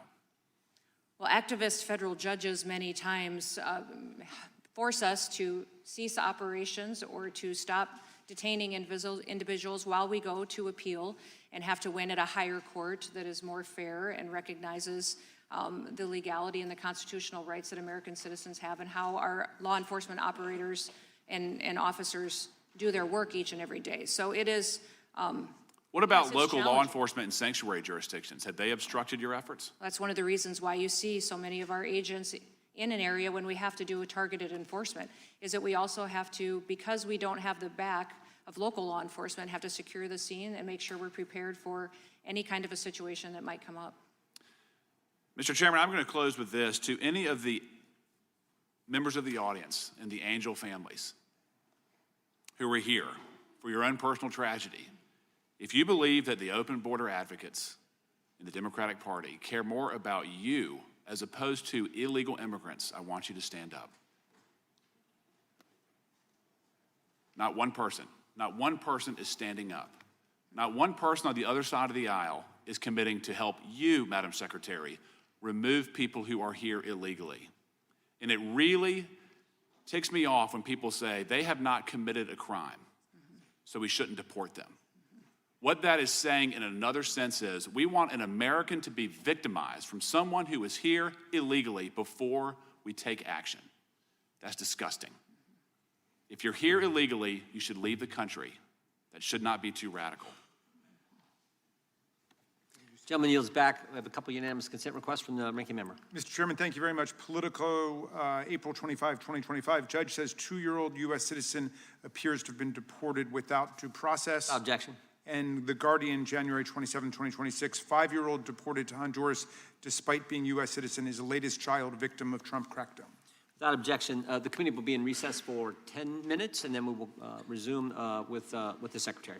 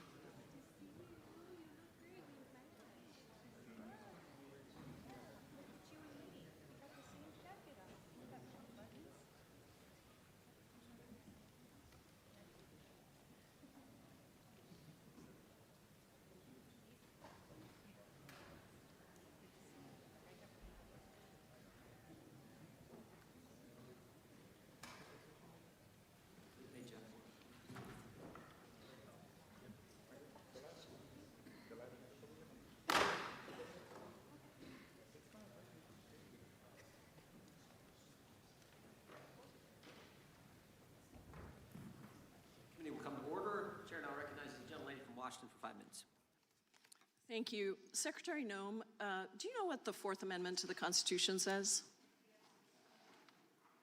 Search and seizure processes. Yep. What about it? Huh? What about it? What about search and It seizure? guarantees the right to a lawful search and seizure. It protects individuals against unreasonable searches and seizures by the government. And I ask you that because I've sent you 3 different letters going back to February of 2025 raising concerns that you are unlawfully detaining U.S. citizens in violation of the Fourth Amendment. It was not until yesterday afternoon, more than a year after I sent you my first letter, that I finally received a response from you stating that ICE has detained 18 U.S. citizens. I want to introduce you to just 4 of the U.S. citizens unlawfully detained by ICE who are not even included in the 18 individuals that you cite in your response to me. They're in this room with us, and I invite each of you to stand as I read your story. Patricia O'Keefe was monitoring ICE agents when they deployed pepper spray into her car vent without provocation. They smashed her car windows, pulled her and her friend out, arrested them for, quote, obstruction, and detained them. Patricia saw an entire area dedicated to detaining U.S. citizens. An ICE agent also said, quote, "You guys have to stop obstructing us. That's why that lesbian bitch is dead," end quote. Referring to Renee Good, ICE detained Patricia for over 8 hours. Ryan Eklund was monitoring ICE activity in his car when ICE agents blocked him and took his photo, then appeared to use that photo to go to his neighborhood and try to intimidate him. He was still in the car when they approached him, pulled him from his car, and put him in leg irons. Ryan was detained for 6 hours. ICE agents shot Wesley Powers with a pepper ball while he was peacefully protesting ICE activity. ICE detained him for 8 hours, gave him no medical assistance, leaving him in clothes that still had dangerous chemical residue. When doctors examined Wesley after his release, the medical professional opinion was that what ICE agents did to him constituted assault. Edmund Higgins is a U.S. Marine Corps veteran. While legally observing ICE, he honked his horn a couple of times, and when he saw agents driving down a narrow road, he actually drove away. But agents chased him until he sought refuge at a local police station. When agents drew their firearms and pointed them at Edmund, well-trained local police officers diffused the situation, but your agents still insisted on detaining Edmund for 6 hours. Secretary Noem, yesterday in the Senate Judiciary Committee hearing, you stated that ICE agents may arrest U.S. citizens in the situation where they were obstructing law enforcement or in situations where you have reasons to doubt that they're U.S. citizens. Is that still your position? I said, or probable cause.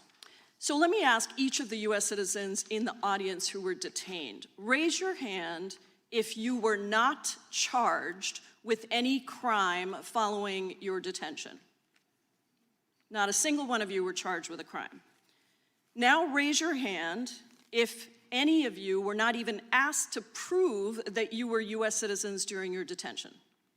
Not a single one of you were even asked about your citizenship status, making it clear that DHS agents simply don't care that they're arresting U.S. citizens. Now please raise your hand if you were detained by ICE simply for legally protesting or monitoring ICE activity under your First Amendment rights. All 4 U.S. citizens have raised their hands that they were detained simply for legally protesting or monitoring ICE activity. Secretary, these are not 4 isolated incidents. ProPublica's reporting puts the number at over 170 U.S. citizens detained in just the first 8 months of the administration, which doesn't even include Operation Metro Surge in Minnesota. None of these 4 U.S. citizens were charged with a crime. None had their citizenship questioned, and all were lawfully exercising their First Amendment rights. Do you have anything you want to say to them or the millions of American citizens across the country that are watching this and horrified at what your department is doing? Well, context is critical in each of these situations to know the full range of what happened in each of these situations before and after the incident and their arrest. Secretary, not a single one was charged with a crime. Not a single one, and they were detained. And let me just reclaim my time for my final seconds. DHS is supposed to be protecting our residents and upholding constitutional protections, but you've turned that on the head. You have actually turned the United States government against its own residents, and you've had multiple chances to take accountability, to apologize to these folks and others across the country, but you have failed to do it. Yours is a case of failed leadership, Secretary. You need to resign, be fired, or be impeached. The time of the because you don't have the right to lead this The time agency. of the gentlelady has I yield back. expired, and she yields back. The gentleman from New Jersey is recognized. Thank you. Secretary, thank you for being here. Sorry you got to go through some of the stuff you're going through today, but I guess that's what they tell me. It's part of the job, right? You know, I don't know where to begin. Because, I mean, I guess we begin at the beginning. Let's get back to the real elementary issues here, why we are where we are. This does not happen in a vacuum. And the first danger I want to talk about, just to put it in context, is the open borders. Millions upon millions of people let into our country illegally, purposefully, knowingly, without question.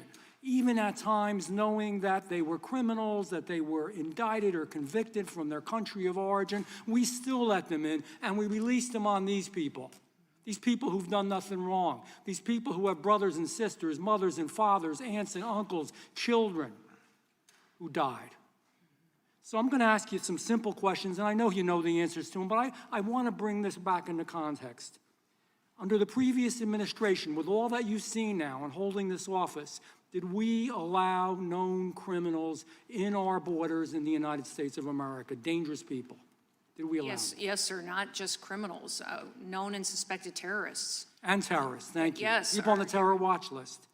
You know, across the country, we've seen crimes committed by individuals who were here unlawfully. We know that.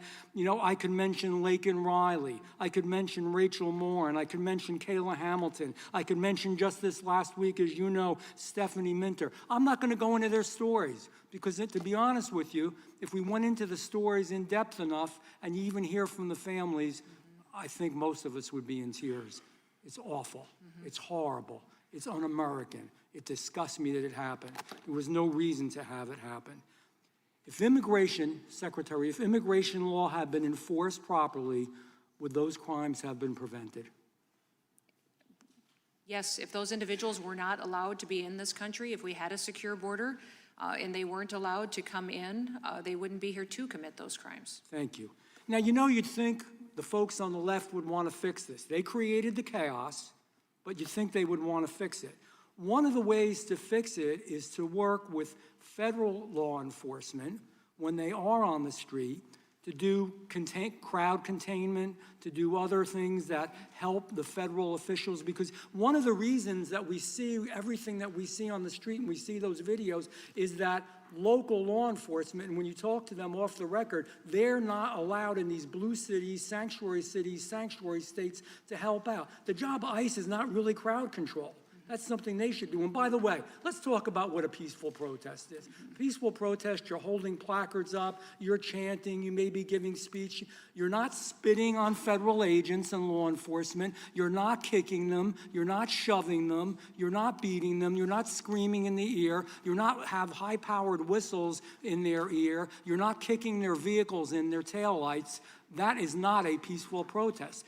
Go and do, we talked about New Jersey. I'm from Jersey, right? Go in New Jersey on the Garden State Parkway, and a police officer, a trooper comes along, spit in his face, start pushing him around. What do you think they're going to do to you? They're going to arrest you. Those people shouldn't have been doing that. Protest, yes, it's in the best spirit of America. That was not a peaceful protest. Would you agree? I would agree, sir. So the second danger is the lack of cooperation. The next danger, again, my friends on the left, they say they want to fix it, how terrible everything. The second danger is when we don't cooperate, it leads to even investigating further, and you find out that these sanctuary cities and sanctuary states, my home state, I was so hurt to see that our governor went out and said that she's going to have a portal. The Department of Justice is suing, and I know that's not your responsibility, the Department of Justice, but think about it. I want everybody here to think about it when you walk out in the streets today. They're going to have a portal in New Jersey so that you can report where federal agents are, so you give the criminals that more of a head start and a chance to get away. Secretary, is that right? Yeah, It's correct what they're trying to Yes, do, but we're not, I will tell you that there's a lot, it doesn't have to be that way.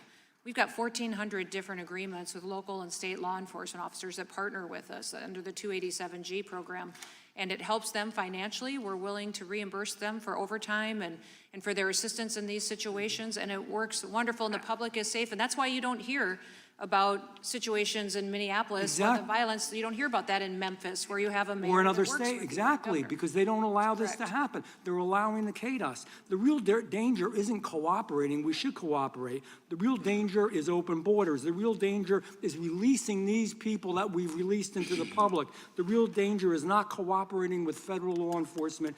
The real danger is the politicians who do this for political gain. I am going to finish up and yield back, but just let me say thank you for what you do.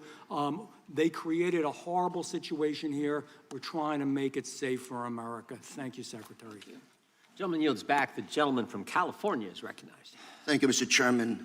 Welcome, Secretary Noem. To the survivors, to the families, the Angel families today, my condolences. I believe rapists, murderers, bad people, with or without documents, citizens or not, do not belong on our streets. Again, my condolences. Secretary Noem, you talk about targeted enforcement. I have a report here from my Orange County Sheriff, Orange County, California, sanctuary law state. 323 referred to ICE in 2025, 52 of them not picked up. So you talk about targeted enforcement, you're not picking up some of the worst when the local sheriff is calling you to please pick them up. Need to work on that, Madam Secretary. I will, sir. If that is the case, we will fix that. And I'm happy to give you this report That'd be before you great. leave. Thank you. I'm going to submit it also for the record. Objection.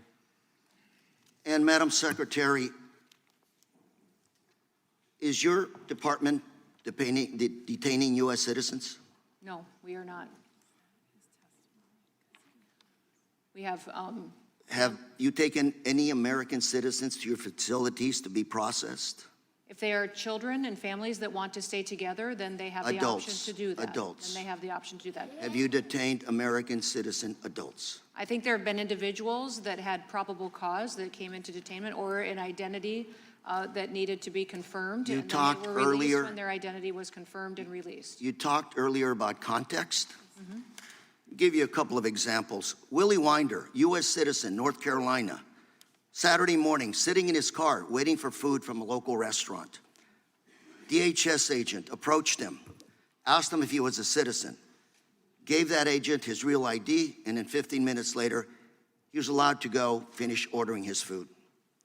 When he came back out of the restaurant, another CBP agent approached him.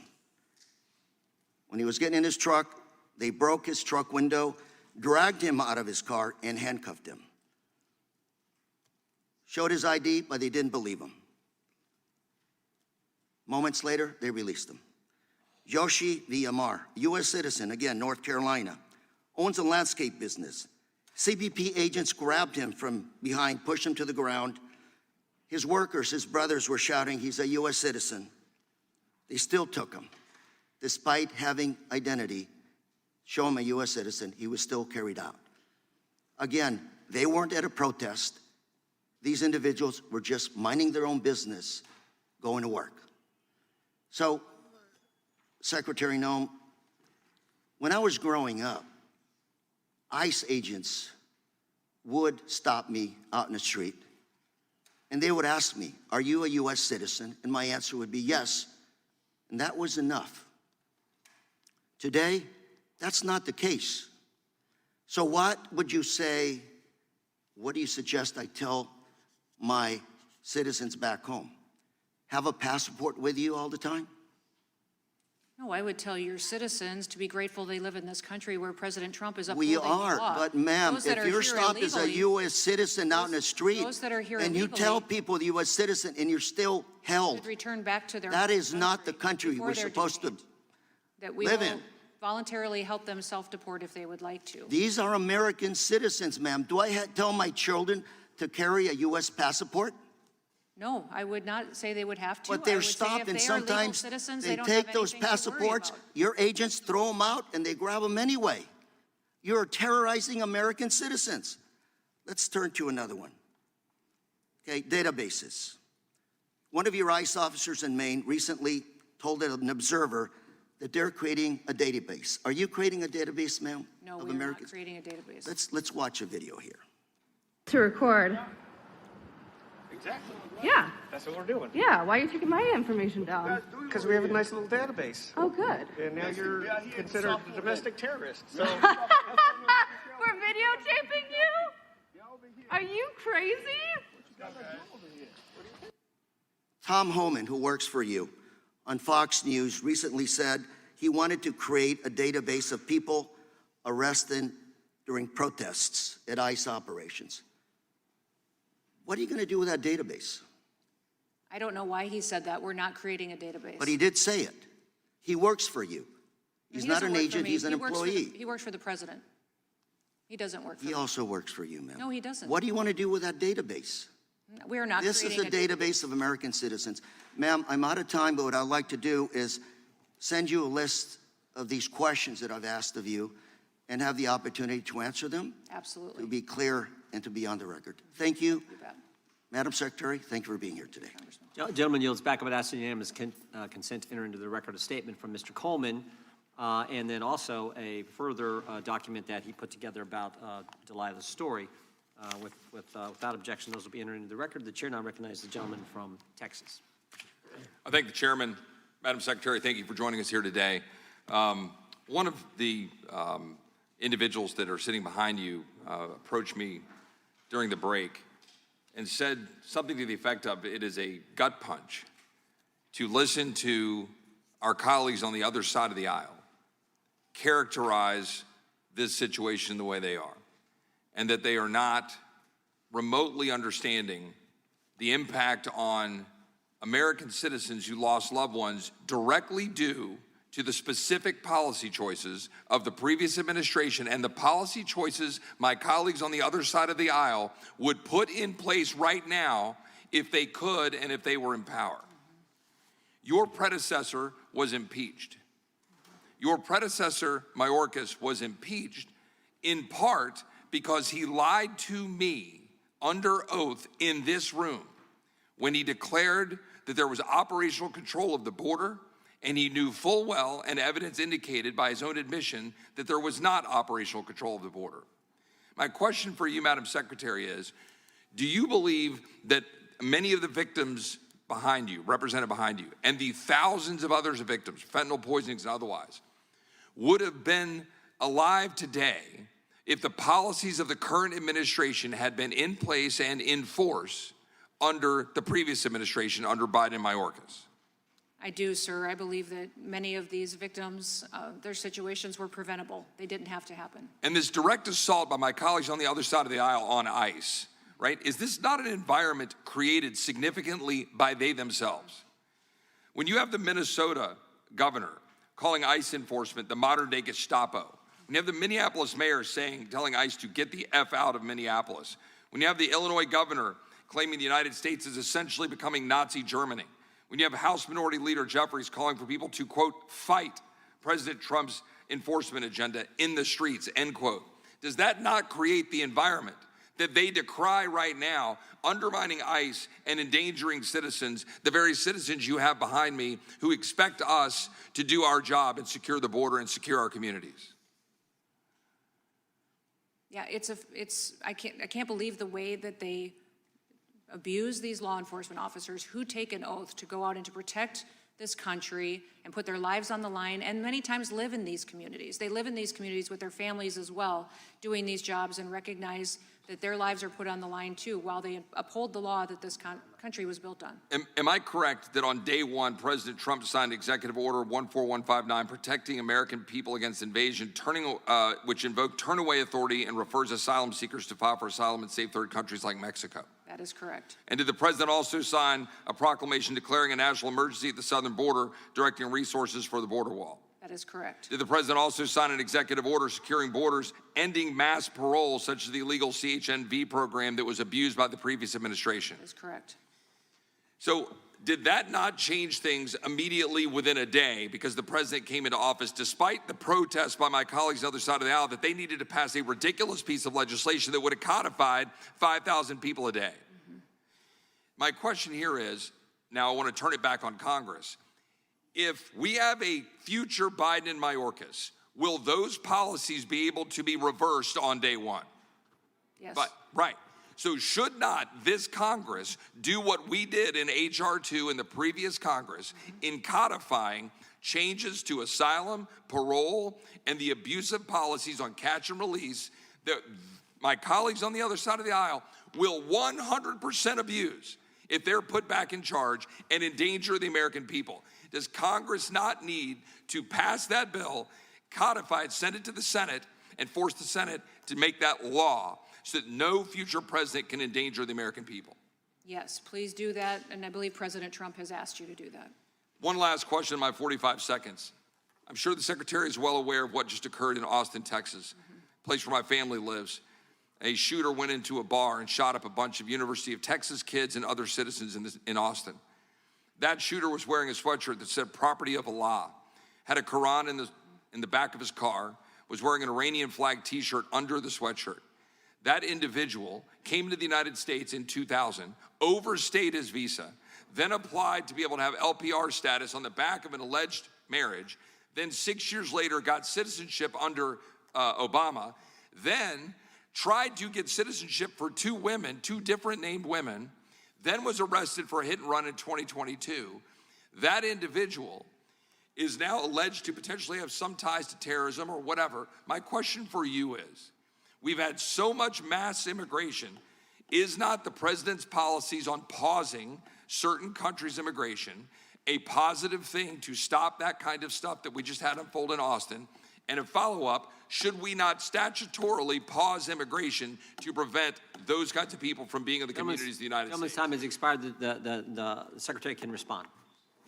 Yes, we have a real threat from countries that are sending us people that we have not thoroughly vetted. So we need to pause so I can go back and re-vet all those individuals, make sure that they are here and that they aren't here to do us harm. The other thing that I would say is I would recommend you fund the Department of Homeland Security. It tells the whole world that the Democrat Party has their priorities screwed up because they won't fund their own homeland. They won't defend where they live, where their families live, where Americans live. They're choosing to risk the homeland for a political point. And so I would ask that you would vote to fund this department so we can have all of our assets on the field and make sure that we're defending and protecting this country. Thank you, Madam Secretary. Yield back.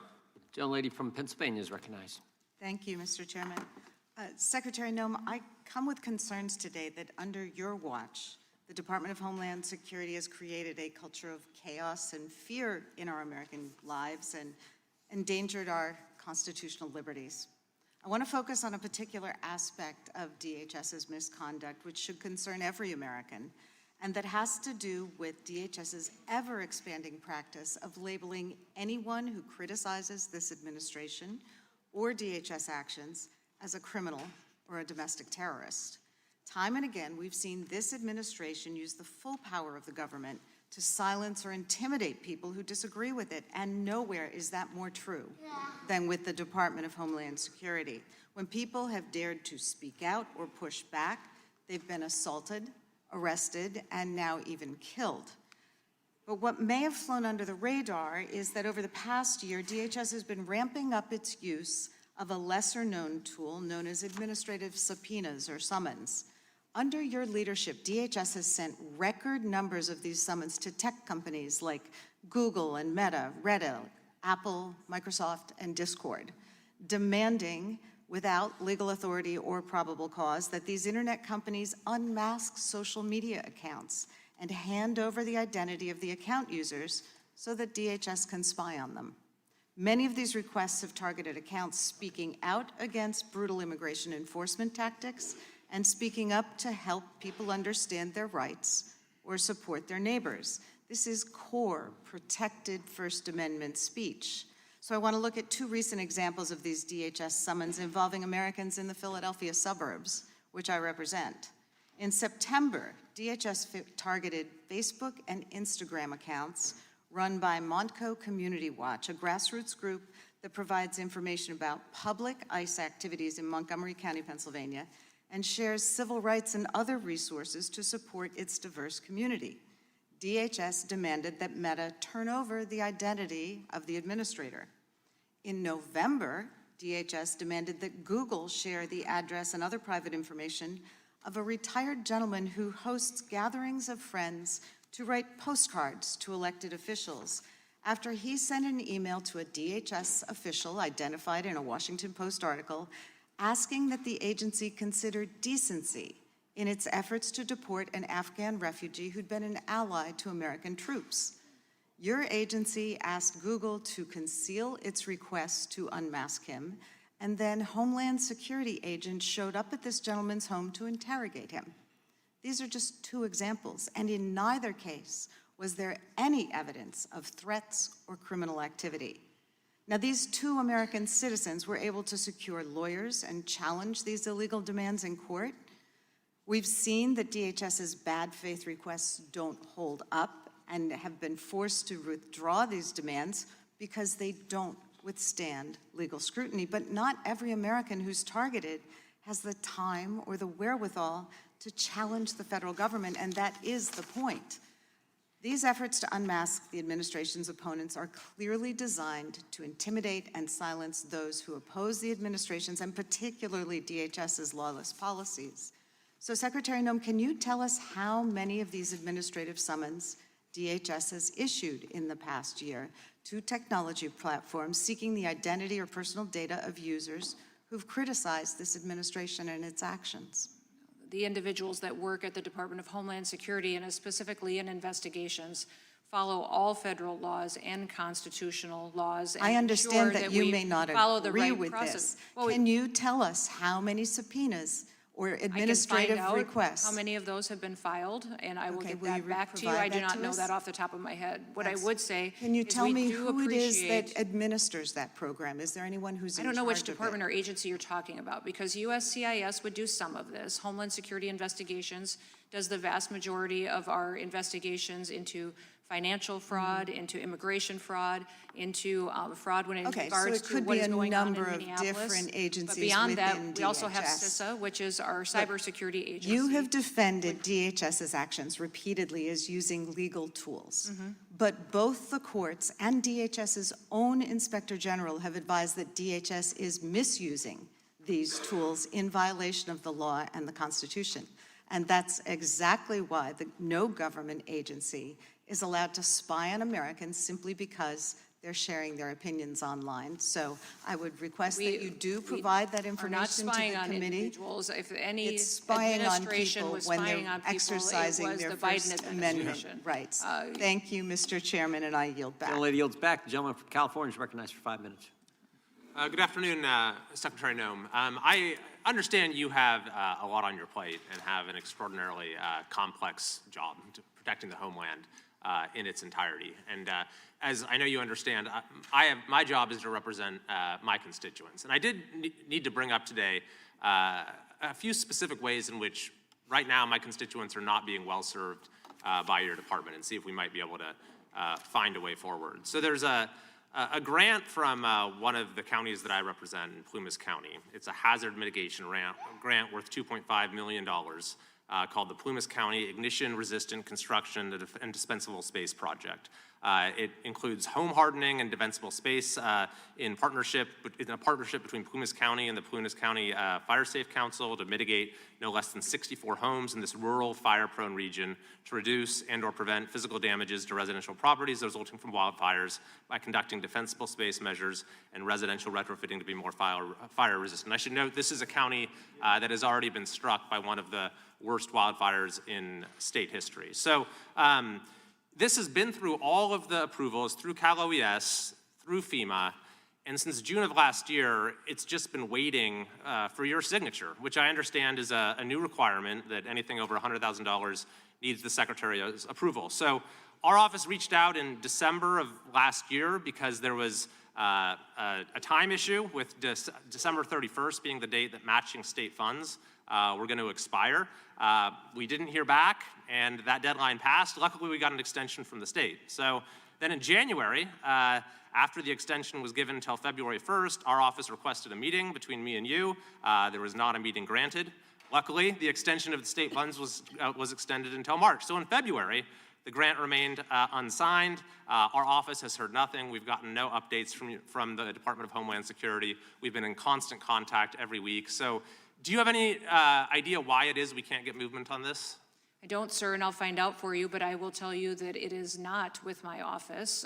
If this is a grant that has been held up, it's been held up at FEMA, and I will get to the bottom of it. What I also would say is that I do not have a requirement that I sign off on grants of $100,000. I do have a requirement on reviewing contracts because I found incredible fraud and inefficiencies and theft from American taxpayers in government contracting. But grants I do not. And that fund specifically would have came out of FEMA, and I will find out and get that answer for you.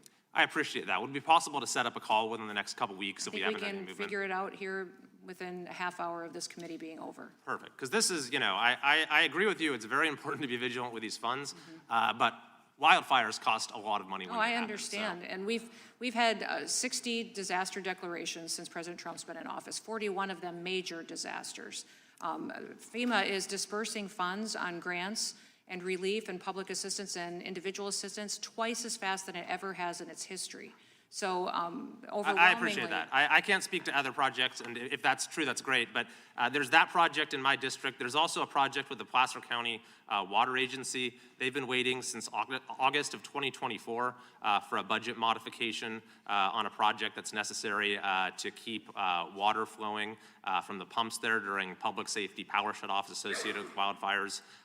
We've been waiting to hear since August of 2024. Is that something you might be able to look into for us as I'll well? look into, and the one thing that I think is good for everyone to be aware is that in order for FEMA to disperse funds at times, there has to be invoices turned in, costs proven out in order for that matching dollar and that grant to be awarded.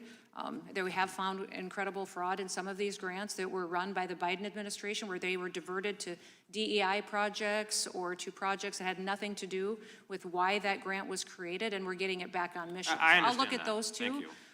And I will ensure that we look at them and make the right decision as to getting those paid out if they are due and if they fit the program and if they aren't fraudulent. I appreciate that, and they're not, I can assure you. And we got one more, which is in El Dorado County. This is a $25 million project. Funding has been approved. There's matching state funds, covers 525 homes for high wildfire risk. They've been waiting on the NEPA approval since January of 2025. Another very important project for fire mitigation in my area. So I just wanted to bring these to your attention. I've been very critical of Governor Newsom and the state leaders in California for not taking the issue of fire mitigation seriously, not doing what they should. So I do feel like I need to advocate with equal force for making sure that we're doing everything we can at the federal level to keep our citizens safe, and I appreciate it. I think what happened there was tragic and a failure of local leaders to protect people and to help them. We will do all that we can, and President Trump is committed to. But yes, the failure by Governor Newsom and also by Mayor Bass was incredible. I agree with you there 100%. Thank you, Madam Secretary. I yield back. Gentleman yields back. Unanimous consent request from the gentleman from Texas. Yeah, Mr. Chairman, I ask unanimous consent to insert the record an article from the Hill Country Community Journal, Kerrville's hometown paper, outlining, and is titled, Kristi Noem Joins Governor in Support of Kerr Community, Tours Areas of Destruction, from last summer. I was personally there. Without objection. Secondly, I'd like to insert into the record an article titled, Trump Recounts Daring Texas Flood Rescue Reunites Camper with Coast Guard Swimmer at State of the Union. Secretary. Without objection. The gentleman from Colorado is recognized. Thank you, Mr. Chairman.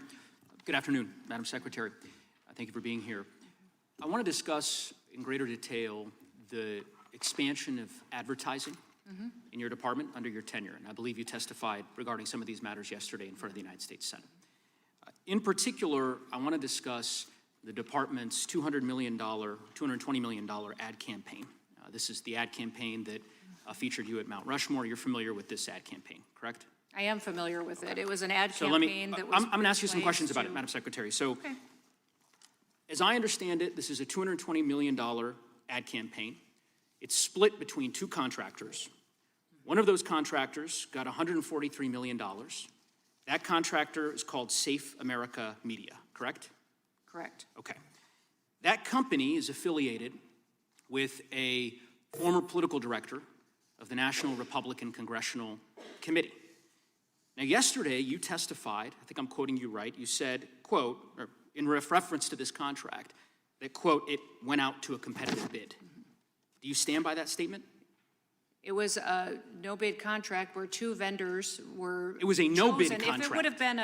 If it would have been a no-bid contract, if I'm using that correctly, it goes out to two different vendors. Correct, so it was There not a many competitive, media let me try to explain agency. what the discrepancy, because a competitive bid is very different than a no competitive bid, and I'll just explain why. We know that your testimony yesterday, when you said, again, I'll quote, it went out to a competitive bid, is untrue. The reason we know it's untrue is because under federal law, your agency is required, whenever the agency decides to skip competitive bidding, to file a notice with the public explaining why. And in this case, your agency filed a notice. You're aware of that, right? Justification and approval for other than full and open competition.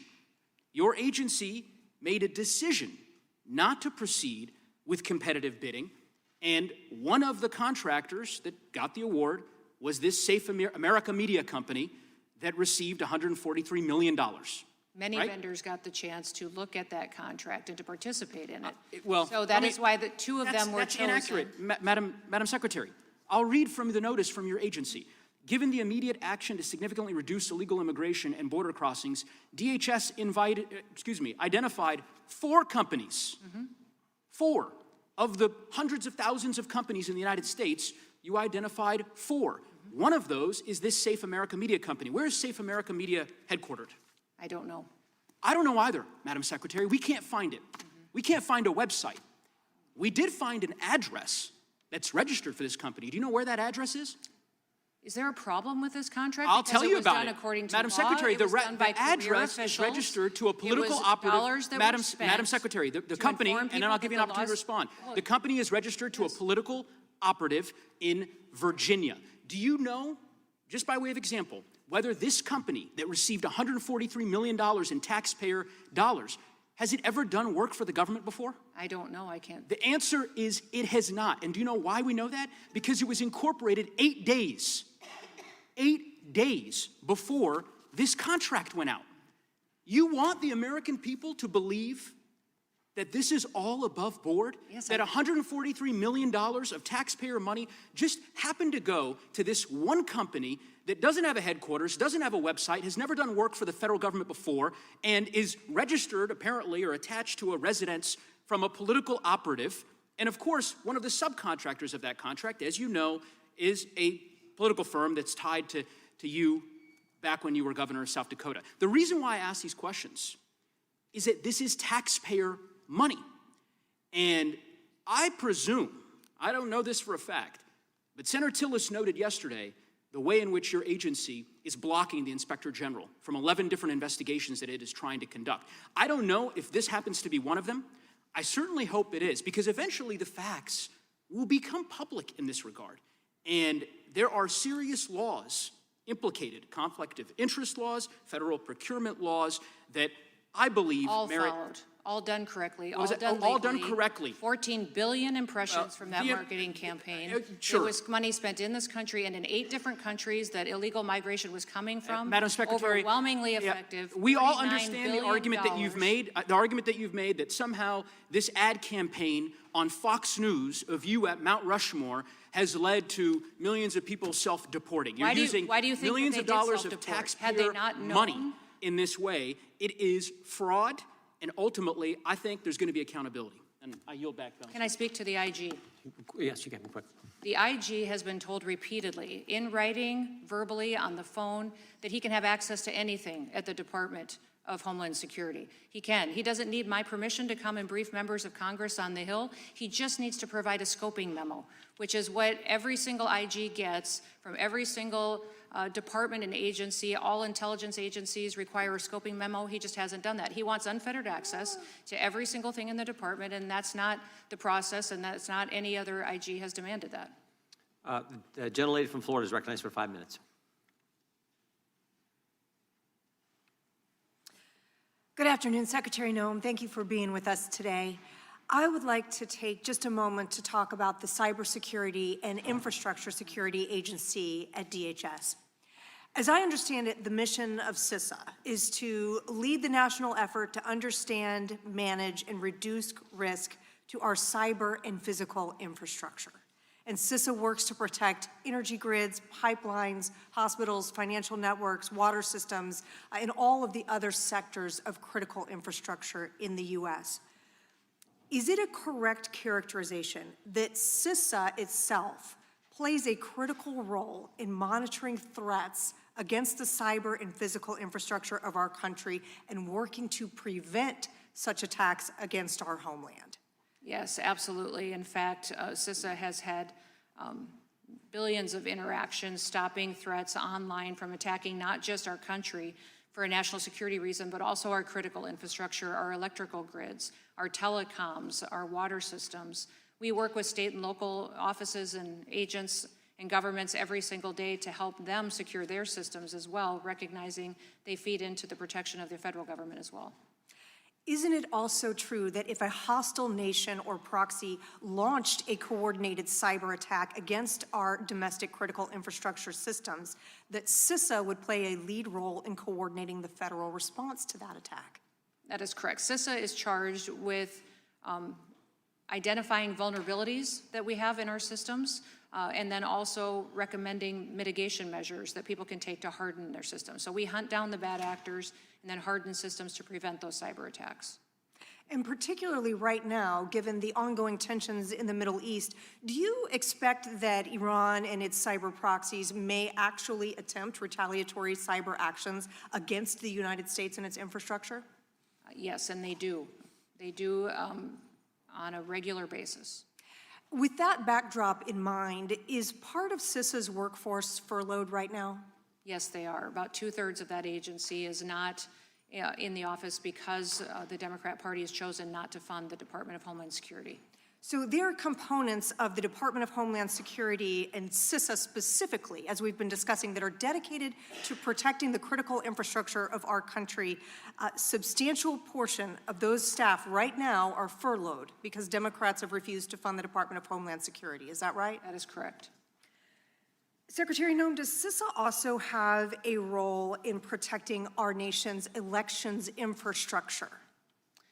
Yes, the agency and the department is charged with protecting critical infrastructure, and elections are deemed critical infrastructure under the statute and law.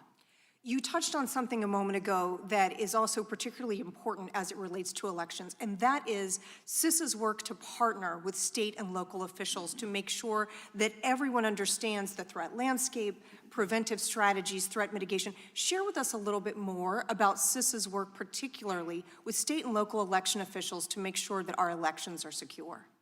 Well, CISA works with other intelligence agencies to identify where there may be vulnerabilities in the election system, what kind of technology or components are easily susceptible to hacking, and then reporting that to states who are charged with running elections, and letting them know where those vulnerabilities are. We can give them mitigation measures that can be taken to help protect those systems, and what else they could do as far as recommendations on after elections doing auditing as well, to ensure that if machines are used or if they are hooked online or had access to individuals who could be involved in hacking or corruption, that they have the ability to audit their election afterwards to ensure that it was accurate and that American citizens had their ballots counted. Are these efforts by CISA also being negatively affected due to the shutdown of funding to your department at this time? Yes, everything at the department's being affected right now. We have over 100,000 employees who are furloughed. We've got even law enforcement officers, security officers. TSA is not funded. Those individuals are showing up every day and working without any pay to keep our national security at the front and center for people that are traveling by planes across this country, and they continue to do that. It is incredibly impactful on our administrative processes, on our contracting offices, on our ability to work across departments to share information. My hope is that today you are all successful in passing a funding bill for this department so that we have all of our players on the field to defend the country. And in your opinion, Secretary Noem, does the Democrats' failure thus far to agree to fund the Department of Homeland Security result in a risk to our national security? Well, we are doing everything that we can to defend the country and to protect the country. We'll continue to do that. They are making our job very difficult to do that. Thank you, Mr. Chairman. I yield back. Gentlelady yields back. The unanimous consent from Gentlelady from Pennsylvania. Thank you. I'd seek unanimous consent to introduce an article from the Washington Post dated February 3rd, 2026. Homeland Security is targeting Americans with this secretive legal weapon. Without objection. Also, an article from the New York Times, February 13th, 2026. Homeland Security wants social media sites to expose anti-ICE accounts. Without objection. And finally, a report from November 16, 2017, the Inspector General of Department of Homeland Security. Management alerts CBP's use of examination and summons authority under 19 U.S.C. Section 1509. Without objection. Thank you. Ranking members recognized for Mr. Chairman, thank you. I seek unanimous consent to enter the record a ProPublica article, November 14, 2025, titled "Firm Tied to Kristi Noem Secretly Got Money from $220 million DHS ad contracts." Without objection. Chair now recognizes the gentlelady from Georgia. Thank you, Mr. Chair. Secretary Noem, you claim that you are going after the worst of the worst. If you were doing that, I would really be cheering you on, but this simply isn't the case. That's false. Rodney Taylor, who is incarcerated at Stewart Detention Center in Georgia, he's a prime example. He's 47 years old and works as a barber. When he was 2, he was brought to this country legally on a medical visa to address his extensive disabilities.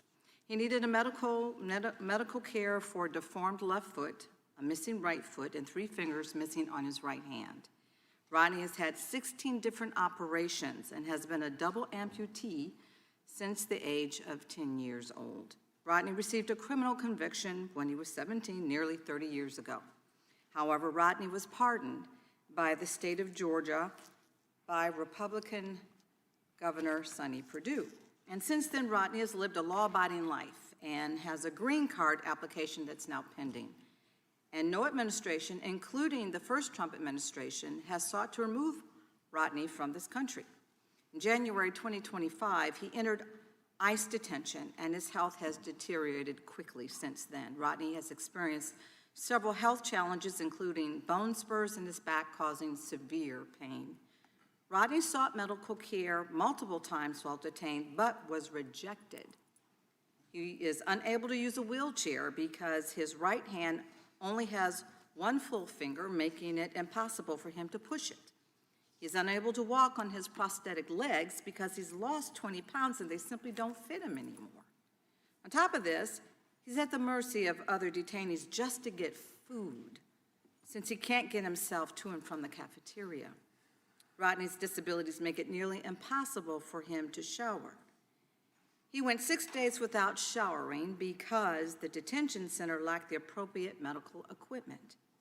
When he finally got a shower stool, he found moldy showers covered in feces and bodily fluids just yesterday. He was threatened with disciplinary action if he tries to use that shower stool. Rodney must crawl through that muck and squalor of feces and bodily fluids to enter and exit the shower. This is despicable. It's inhumane torture that no person should have to endure. And today, we have Rodney's wife, Mildred Donis Taylor, and her daughters, please stand, who are United States citizens. Secretary Noem, can you honestly tell Rodney's wife and family and the American people that are watching that these cruel and unusual conditions are acceptable under your watch? I'm not familiar with this case, and I will certainly look into it and ensure that this center where Rodney is at is held to the same standards as all of our federal detention standards, which are the highest in the nation, overwhelmingly in comparison to other detaining facilities at the local or state level. The other thing that I would say, I'm reclaiming my time. Is that at any point, Rodney Did you just hear me what I has an described? opportunity Did to you leave that just hear what detention I center. described? He has to crawl through mold and feces and bodily fluids just to take a shower. He can't even get medical care. Every This one is of our absolute detainees, lunacy, and you know it. Ranking every one of Member our detainees Jayapal, gets medical care reclaiming within my 12 time, hours of being there. reclaiming my time. Ranking Member Jayapal, myself, and 20 of my colleagues, we wrote to you about Rodney's treatment more than 2 weeks ago. Yes or no, have you actually read the letter? No, I have not heard of this case, so Okay, I let will me see tell what you, that I letter have the is letter at. right here. And would you like to read it? Because I'm more than happy to bring a staff That'd be member great. down to it. That'd be fantastic. Absolutely. Thank you, I appreciate I that. will look into the So case. then, if you're going to look into the case, can you tell us how long it'll be before we actually get a response from you? Maybe 2 weeks? No, I'll get you a response. Because Get the information. we deserve an answer, and Rodney's family definitely deserves an answer, because this is inhumane treatment. And this leads me to believe that there are so many other detainees that are being treated exactly the same way, and this is despicable. Secretary, will you promise his wife and this committee and the American people that you will review, you've said that, but I want you to make a formal promise that you will review Rodney's case and provide a thorough response on whether it's in the public interest to keep him in these conditions, and we'd like to know within the next 2 weeks. Are you telling me within the next 2 weeks? Absolutely. I will review this case and Good. get a response back Good. to you I will be and to following Rodney's up with family. you as much as it possibly takes. I do want you to Rodney know, Mr. is Chairman, not the if I may worst say, of the worst. I reclaim my time. Rodney's not the worst of the worst. This is truly a miscarriage of justice, and I yield back. Gentlelady yields back. The gentlelady from Wyoming is recognized. Secretary Noem, I want to go a little bit different route here on some issues that are very important to Wyoming. There's a very important enforcement issue related to my constituents in Wyoming. Sugar beet farmers are important for Wyoming's economy and the economies of so many other states.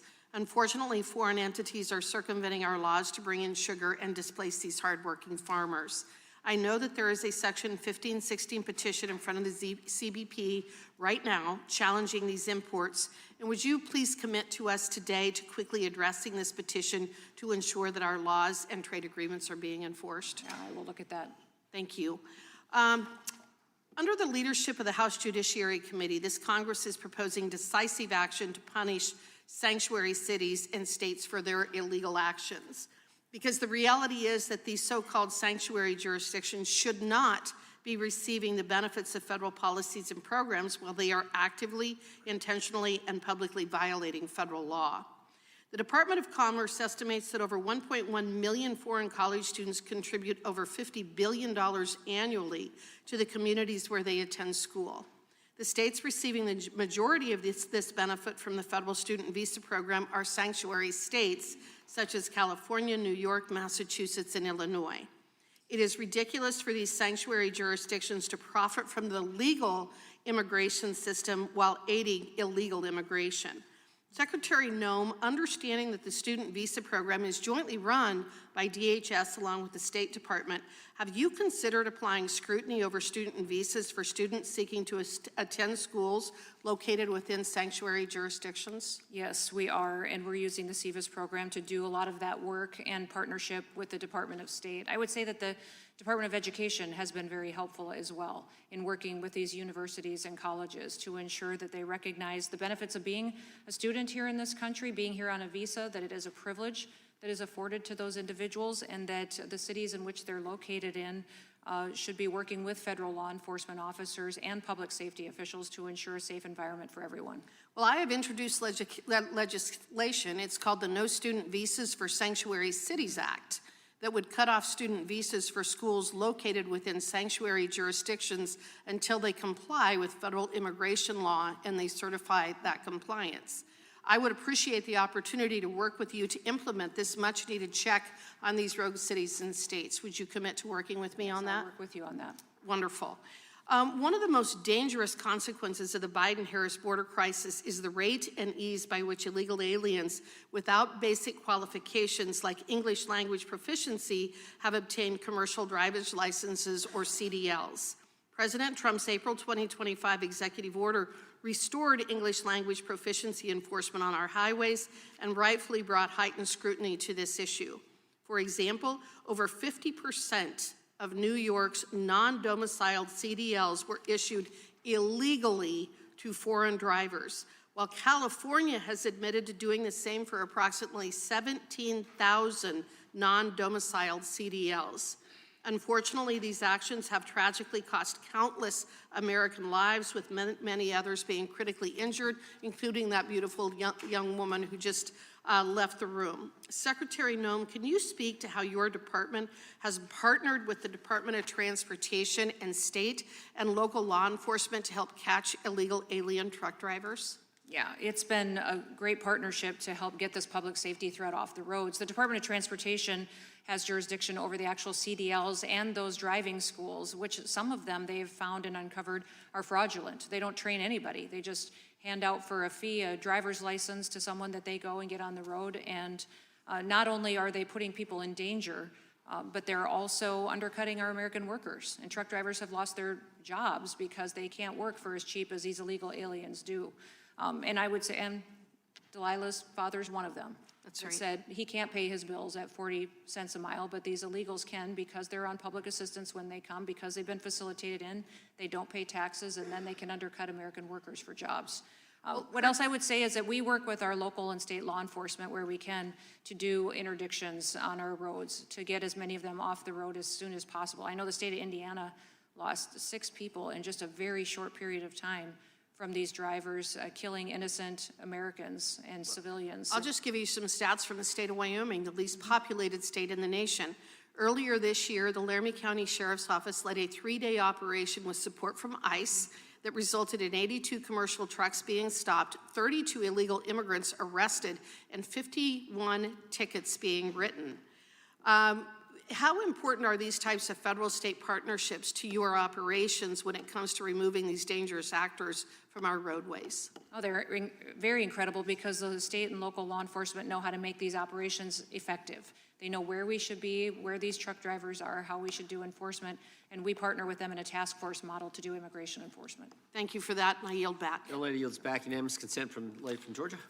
Thank you, Mr. Chair. I have a unanimous consent request since Secretary Noem claims not to be familiar enough with this case. From March 2025, a CNN article covering Rodney's story. From June 2025, a Fox article titled Protests as ICE Detains Disabled Atlanta Barber Despite State Pardon, covering Rodney's story. An article from September 2025 titled Detained by ICE, Gwinnett Barber with Amputated Legs Petitions for Release. And lastly, I'd like to also submit the letter that Ranking Member Job Hall, myself, and all of our colleagues sent to Secretary Noem in February. Without objection, the gentlelady from North Carolina is recognized. Thank you, Mr. Chairman. Secretary Noem, Hurricane Helene tore through western North Carolina almost a year and a half ago, killing more than 100 people and causing more than $60 billion of damage. 2 months later, Congress passed a bipartisan disaster package, which included $29 billion for FEMA Disaster Relief Fund, covering several states. And yet, despite this, countless North Carolinians have spent 2 winters paying mortgages and taxes on homes that are unlivable and may not even exist anymore. They have been waiting in limbo for your department to sign off on recovery funding. And I know Representative Kiley raised similar issues in his state. North Carolina's counties have had to step up to fill in the gap, spending their limited taxpayer funds on recovery and repair, with the expectation that they would swiftly be reimbursed by the federal government. And yet, many of these counties have not been reimbursed until this week, but we'll get to that. Meaning that they have had to use all their money and not have money for their essential services, public schools, EMS, other public services, healthcare, and everything else. And I have met with some of, from my Republican senators, Senator Tillis, yesterday.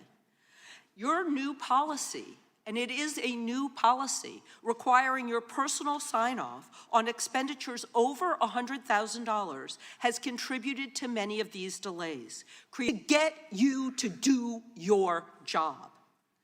But we also know that you had time to sign off on the purchase of 2 luxury private Gulfstream jets for your personal travel, $170 million.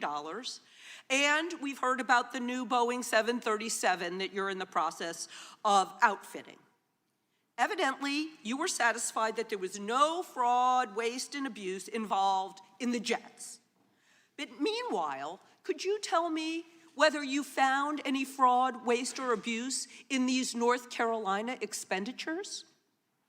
You know, Congresswoman, what I would tell you is that Joe Biden failed North Carolina. Listen to me.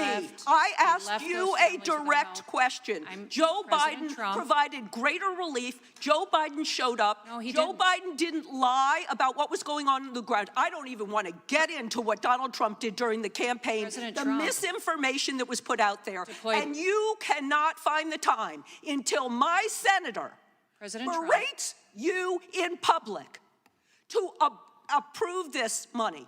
Individual members of Congress should not have to come to you.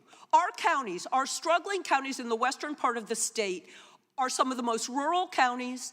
They are poor counties. They do not have the money to front for you. In the months that we have been here, we have deployed billions of dollars, billions more than what the Biden I am reclaiming my time. You have been too slow. I have heard this from Republican county commissioners. I have heard this from administrators. I have been in the western part of the state. I know exactly what's going on, and you have turned a blind eye while you're busy trying to deport American citizens. And now I want to get back, reclaiming my time, to the second point that Senator Tillis made. You have not responded to him and the people of North Carolina about why you have picked up U.S. citizens. You've heard that from Representative Correa. Why you have intimidated people who are here lawfully, and why you are threatening the economy of one of the most prosperous states in this country by practicing malpractice. You should resign or be impeached. I yield back. Chairman, may I answer that question? The state of North Carolina has received billions more in Helene relief disaster assistance than President Biden did. In fact, every single because we appropriated the money. Every project has been yielded back. Obligated. It's been paid out. The state manages the response, and those counties get their funding from the state, which has been allocated the FEMA dollars. The gentleman from Virginia is recognized. Thank you, Madam Secretary. Thank you for being here. The hypocrisy of my colleagues on the other side when they talk about appropriating money and yet refuse to appropriate money for your department. The gentlelady from North Carolina talks about doing your job. Would it help you do your job to actually have an appropriations bill passed by this House? Well, yes, and I would remind them that the disaster relief fund is overcommitted right now. That there are $4 billion there that is committed due to litigation. Another $3 billion we keep for major disasters are oncoming. We've had over 12 states impacted by major disasters that haven't received $1 yet in the last month. And that disaster relief fund is overcommitted and needs to be refilled through that appropriations bill for us to continue to receive and help states like we have in North Carolina. So relief for the people of Western North Carolina is being held up by the failure of... Theirs have been paid. We have deployed billions of dollars. I have every month released hundreds of millions of dollars to North Carolina in projects where they've come in and improved the project, and it's at that stage to where it can be obligated to their state. Is preparedness... Will the gentleman yield for a question? No, I will not yield. Is preparedness for future disasters in North Carolina and other states being held up by Democrats who refuse to vote for appropriations bills that would fund your department? Right now, the department, because of the lack of funding, has to prioritize actions that are life and limb and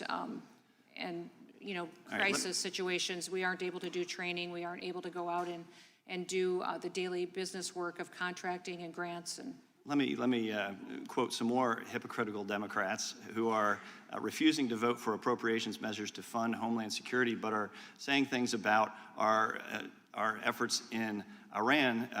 Congressman Subramaniam says we need to get serious right now protecting Americans in the Middle East. Does it protect Americans here in Virginia to not fund the Department of Homeland Security, or does it endanger their safety? It endangers this country when we don't fully fund the Department of Homeland Security. And I will tell you that it endangers us because the whole world knows that this Congress is not funding the Correct. Homeland Let me Security quote another Department right Virginian, now. Don And telling Beyer. those who hate us the most overseas know right now this department does not have money to defend us. Let me quote Congressman Don Beyer, who says that there's a shocking failure of leadership that needlessly puts American lives in danger to be active in Iran right now. What kind of danger does it put American citizens in right now to fail to fund the Department of Homeland Security? Every day this country faces threats, and the department sees them, stops them. When you hear no bad news, that's a good day for us. That means that we've done our work and we've stopped threats, and millions of those happen every single year that our agencies are working on. When we don't have the funding to have every single person on their job and on task, that makes us vulnerable. And again, the hypocrisy blows my mind when Senator Mark Warner, co-chair of the Intelligence Committee in the Senate, says that the president is putting American lives at risk in Iran. What kind of risks is Senator Warner putting Americans in when he fails to vote for a Department of Homeland Security funding bill? Well, and Iran has said that they will retaliate. And we know how they have threatened us, how they've threatened us on our homeland, and they've threatened our leading officials as well. So those threats are very real and exist, and we are on a tempo that is higher than usual. And let me talk about my own governor, Governor Spanberger. Just a few weeks ago, an alleged MS-13 gang member, Christian Medrano Umanzor, was arrested in Strasbourg. Thanks to the cooperation of local law enforcement with ICE, officers were able to confirm that he was wanted on a detainer. He's now in custody of ICE on a charge of illegal reentry. But late last month, Fairfax County Police Department charged an illegal alien, Abdul Jalla, with fatally stabbing Stephanie Minter at a local bus stop. He was arrested over 30 times for various crimes, including rape, malicious wounding, assault, and larceny. But our governor now says that she demands a judicial warrant before she will cooperate with ICE on this. That is remarkable to me that she would be putting Virginians' lives at risk and risk releasing this man back into the Fairfax County community. Talk about how a judicial warrant is different from an